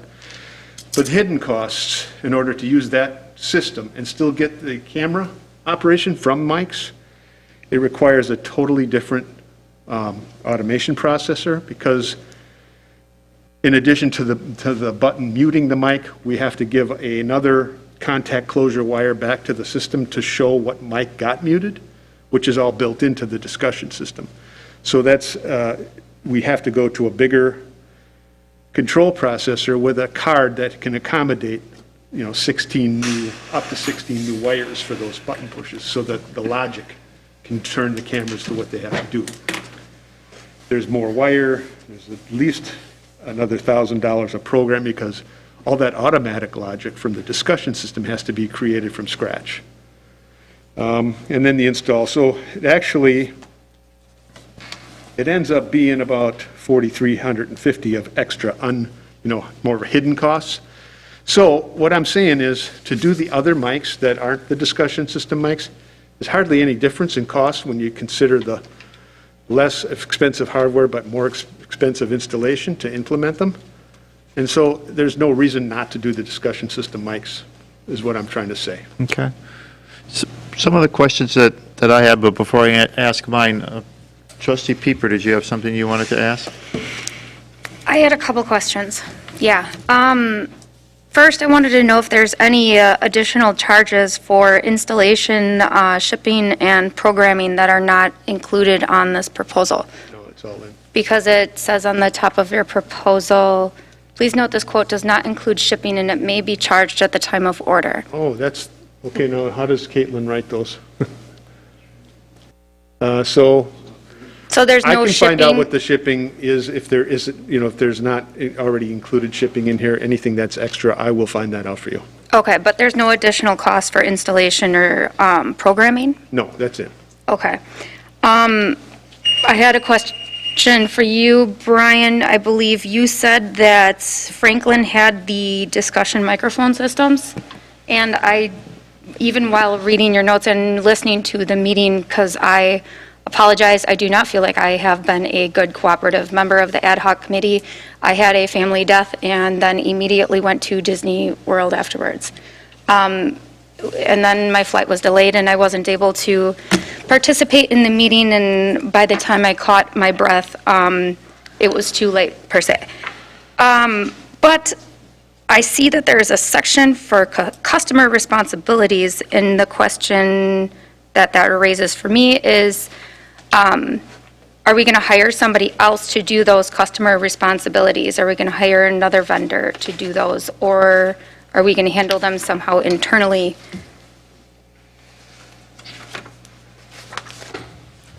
I got to look and see what they are. I think there's probably just an AC outlet. Okay, so the AC receptacle and data jacks that aren't where they already need to be, which would include the one behind the wherever we're mounting that TV, that needs to have a receptacle on the wall so we don't, just like that, when you don't see the plug in the wire. So that's something that we would have to figure out on our end, like who we're going If you have an to. electrician that you use that's comfortable, that you're comfortable using.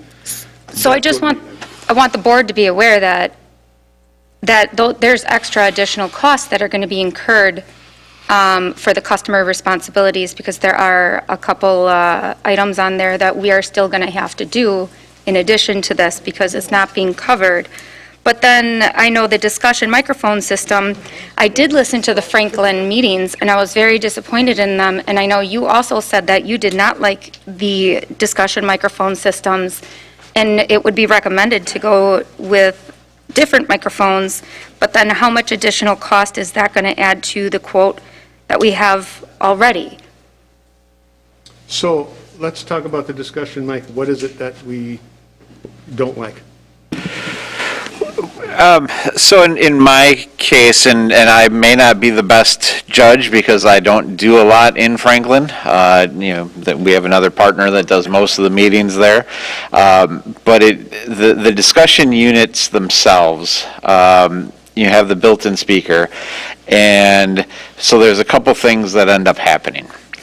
Number one is that on the discussion unit itself, there are a number of buttons. There's a volume down, a volume up, there's a mute, there's it's like a speaking button, and then there's another button that nobody is really sure what it does, but it's got two arrows that go up and down, and it makes a light move from 1 to 2 and back and forth. And so at least in the couple meetings that I've been there and have experienced, what ends up happening is people spend more time, well, which button is it that I need to push, and what do I need to do? And that's after you get comfortable with the fact that the chair of the meeting has the ability to pick and choose whose mic is on and off, or if all of them are on or all of them are off, or whatever the case may be. And so it just, at least in my experience, has been more, it's not as seamless because you're spending more time screwing with the buttons, pardon my French, than you are just turning it on and speaking like you do with a normal microphone system. That's my biggest thing. Certainly, one of the things that I mentioned at the ad hoc committee meeting was the idea that, at least in my sense, and admittedly I'm a young guy with pretty good hearing, I don't have typically a problem hearing anybody else on the board, and so the idea of having a speaker feeding that into me seemed like overkill for what you needed. Now, I did hear, was it you, Trustee Miller, I think, said that you have a problem hearing sometimes, and so to the extent that people do have, not that you're, but I mean, to the extent that there are people who do say, no, I do have trouble hearing other people, maybe it's Phil and Jolene Right. with It is difficult the to other hear side. all the way across the room. Well, just with some know people. this, that once we improve the perimeter audio and the gallery audio, that's also going to help. Yeah. Right, so to me, it just seemed like overkill, and you're adding complexity with the buttons for something that solves a problem that didn't really need to be solved. Now, if this is the only way that you're able to get the fancy, it's going to look at the camera and do it the right way, then maybe you do it because that's maybe a valuable enough component to what you're doing. But just recognize that it does have, it's not smooth, and maybe once you get more practiced with it, it's still fairly new in Franklin, maybe they'll get better with it and it won't be as much of a problem, but it seems like every meeting that I'm there, somebody's, which button do I push, and, can you turn me on? You didn't turn me on, you turn the next guy on, or whatever, and it just...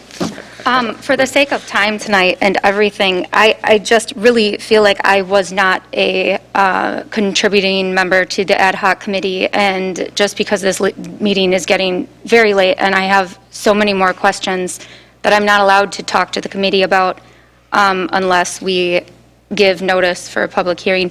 I would like to table this until I can meet with you guys again and go over some of the things that I wanted to discuss. I'll second. I have no problem going and doing another WebEx to just go through the whole thing again.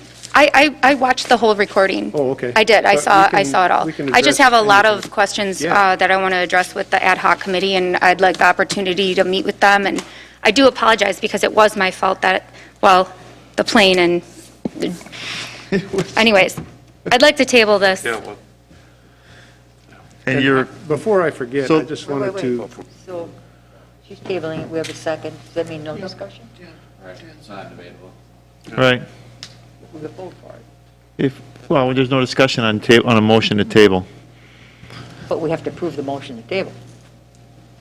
You have to say, I table it, and nobody can talk anymore. Well, you can't have a Well, that would be a discussion. postpone then, right? You can discuss a postpone, Right. so You still have to vote on it, right? Yeah, either way, you have to vote on it. maybe it would be better off. Before we being go, do you have a question? I sir? just wanted to comment on something Brian said.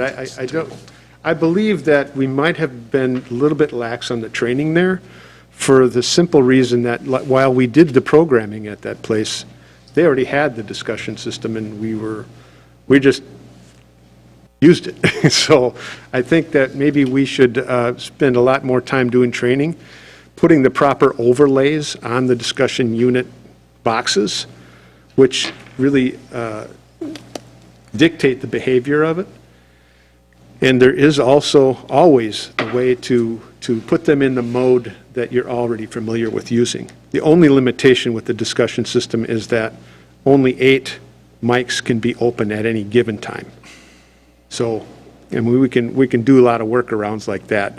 If there's a need to have more than 8 on at the same time, that's going to get kind of messy anyway, but we can make a button on the touch panel saying, you know, east side versus west side or whatever. There's a lot of ways to tackle that in the programming. So, Okay, all those, can't have discussion. Oh, I didn't know there was a motion, I'm There's a sorry. motion to table. Oh, I didn't hear that. Yep. he didn't hear it. So you need a special mic. He's old, he's old. Me too. All right, all those in favor of tabling this until the next board meeting? Yeah, that'd be fine, just to allow time for Okay. me to meet with the committee Then one more time. please say aye. Aye. Opposed?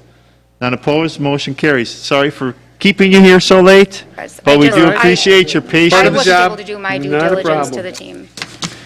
Next item under new business is item C, International Association of Firefighters Local 4854 Collective Bargaining Agreement. Second. Motion made and seconded. Anything to bring forward? John, Hey. step away. John, what do you got? Here to kind of give you a synopsis. and Sure. take questions. Yep, that'd be good. Okay, so over the course of the year, we were working on this new contract.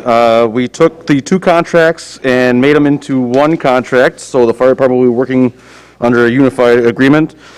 We simplified the payment system, payroll system. We changed some wording around it to make it a lot less complicated. And kind of just got everybody onto the same page. So there's no more IAFF and... There's no more IAFF and IAEP contract, there's just one IAFF contract. Okay. It's a one-year contract at 2%. It's a one-year contract, we did that because of COVID, not knowing what to expect for next year, so that we could make sure that the numbers we're bringing to them and that we receive are adequate for any future negotiations going forward. Okay. Anybody have any questions? No, I like that, finally. Took a while. Congratulations. Thank you. All those in favor, please say aye. Roll call. Aye. Oh, Opposed? Is this a roll call with the? There's no money involved. Doesn't show amounts. Do I need to do a roll call? Not if there's no money involved. Okay, thank you. Next item on the new business is Resolution 01-2021, Weights and Measures. Motion approved. Motion made and seconded. Any discussion? All those in favor, please say aye. Aye. Opposed? Not opposed, motion carries. Next item is item E, ordinance 02-2021, amending the updating Chapter 16 of the Electrical Code in the Village's Code of Ordinances to comply with the requirements of the Wisconsin Administrative Code SBS 316. Motion approved. Second. Motion made and seconded. Discussion. Anything to add, Trustee Wing? It's electrical code. All those in favor, please say aye. Aye. Opposed? Not opposed, motion carries. Next item is item F, obtain services for traffic engineering services for the design phase of Mequon Road street lighting at a cost not to exceed $20,000. Somebody else's turn. A second for discussion. Motion made and seconded. Discussion. Trustee Baum. What are we paying them $20,000 to do? Aren't they just picking out new lights and putting them in the same spot? Is it beyond that? Or am I- Thought you need to answer that. Sorry, I'm a young guy with a hearing problem. You're on that side, it doesn't count. You're special. So why is the water running into her basement? Explain that. What did you see there? Why, what are we paying them $20,000 to do? Are we not just picking a light fixture and putting it in the same spot? No. No, they're going to look at the lighting patterns in general. There could be some pole movement. We Energies does have a lot of strikes in the corners. Squire and Mequon would be a great example, where there's some poles that are real close. So they're going to look at that entire thing. The other big thing that we have to realize here is we have a system in place with We Energies right now, and that's fed from 6 different separate locations. And once they turn that service off and those poles come down, we actually have to put an entire lighting system in. So there'll be new conduit, new wire, new control cabinet. And so that all has to be designed by somebody that has some good qualifications behind their name.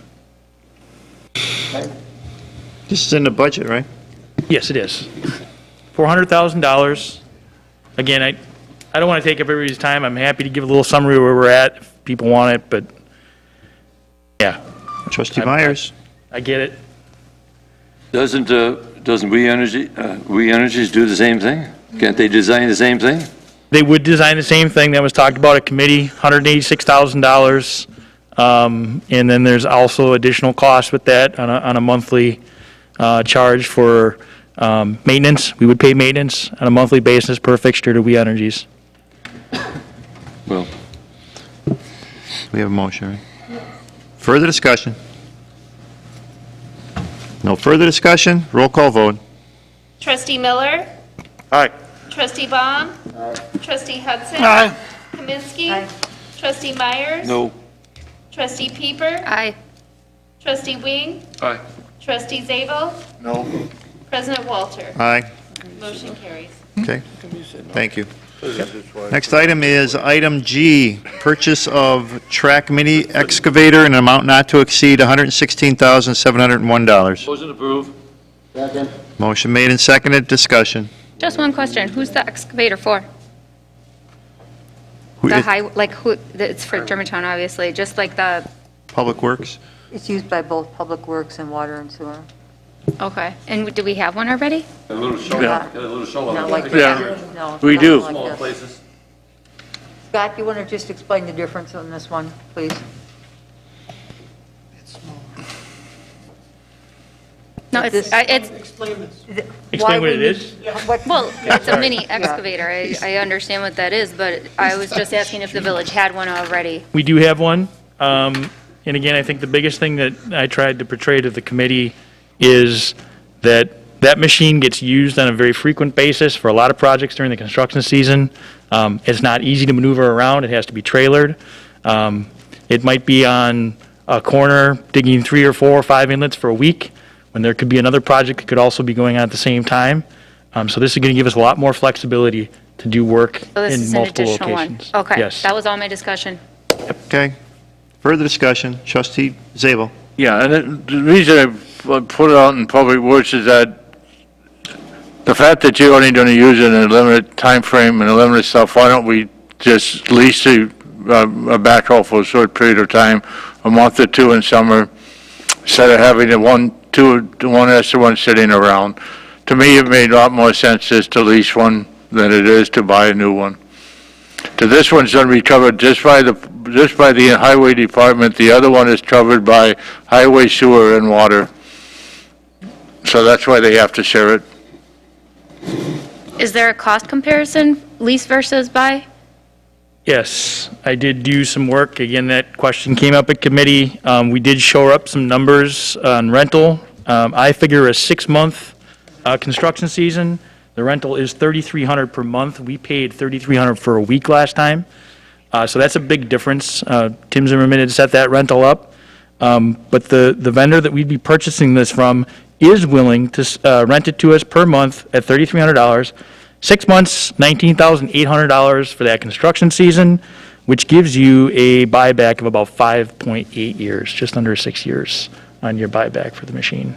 Again, I would anticipate that a machine like that would be in the village for 20 to 25 years before it's up again. Yeah, even if it's not being used as much, would it not be a replacement for the other one when that one breaks down? The other one's You're getting just old. rotating them through, so I don't know the advantage of leasing. I mean, unless, I know people lease their cars, I've never understood that either.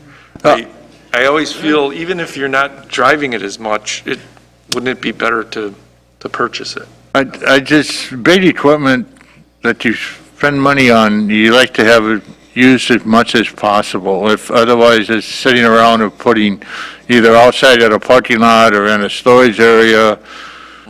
I mean, you got a trailer and you got a backhoe. Even though they're a small backhoe, it still takes space, still takes wherever you're gonna put it. Like you say, to me, it's one of the things where I could lease it, equipment like this, you upgrading on a regular basis. I could agree with the idea of getting the same type of equipment that you get before, because the way all the knobs operate, they do the same all the way through it. So you'd always want a similar type of the same name brand, but I just, to me, I think it's more feasible to lease it than to buy it. Trustee Kaminsky. It was passed committee 3-1. It passed committee 3-1, and many of these questions came up, and Tim of the Water and Sewer Department really put it over the top for us on how useful this piece of equipment is, and how it will be used constantly. Further discussion? Roll call vote. Trustee Kaminsky. Trustee Myers. Aye. Trustee Baum. Trustee Hudson. Aye. Trustee Miller. Aye. Trustee Pieper. Aye. Trustee Wing. Aye. Trustee Zabel. No. President Walter. Aye. Motion carries. Thank you. Thank you. New business item H, contract with municipal well and pump for well number 12 and TID number 8 in an amount of $359,235 with alternate bid items minus stainless steel casing for a total of $369,523. Approval? Good night, Motion made and seconded. Discussion. I have a question. If we take away the stainless steel, why is it more? Wouldn't it be more sorry, with the stainless steel? With alternatives minus the stainless steel. Right. It's more then, for a total of. There's other alternatives. Oh, But we're not doing the stainless steel It's portion. kind of worded funny, but we're not doing the stainless steel. okay. Yeah, it's worded kind of funny. Any discussion? No discussion? Roll call vote. Trustee Kaminsky. Trustee Miller. Aye. Trustee Baum. Trustee Hudson. Aye. Trustee Myers. Aye. Trustee Pieper. Aye. Trustee Wing. Aye. Trustee Zabel. No. President Walter. Aye. Motion carries. Next item under new business is Department of Public Works Engineering Staffing. The village board may enter into closed session pursuant to Wisconsin statute sections 19.85 subsection 1, subparagraph C, and/or subparagraph F for the purpose of considering employment, promotion, compensation, or performance evaluation data of any public employee over which the governmental body has jurisdiction or exercises responsibility, and/or considering financial, medical, social, or personal histories or disciplinary data for specific persons, preliminary consideration of specific personnel problems, or the investigation of charges against specific persons, which, if discussed in public, would be likely to have a substantial adverse effect upon the reputation of any person referred to such histories or data or involved in such problems or investigations. Is this something time critical for tonight? Is this something we have to do tonight? I think what was important tonight was to be made aware of information. I'm looking at the clock. I know what the clock is. I know. I'll make a getting motion number to- four. I gotta be at work by 5. I'll make a motion to go into closed session with who? Motion made and seconded, discussion. With whom? Everybody Village here. administrator and village attorney. We don't need, Not me. no, we don't need. Okay. Okay, those people. And All right. anybody that's still watching, goodbye. Anything, any other discussion? Roll call vote, please. Trustee Baum? Aye. Trustee Wing? Aye. Trustee Hudson? Aye. Trustee Kaminsky? Nay. Trustee Miller? Aye. Trustee Myers? Yes. Trustee Pieper? Trustee Zabel? President Walter? Aye. Motion carries. All right, before we go into closed session, the next regular village board meeting will be on Monday, March 1st at 7 PM here in the Village Hall Boardroom, and also can be accessed via WebEx. Thank you all for coming tonight, thank you all for watching, and have a good night. We are not going back into open session, so we are then adjourned, and we'll be going into closed session shortly.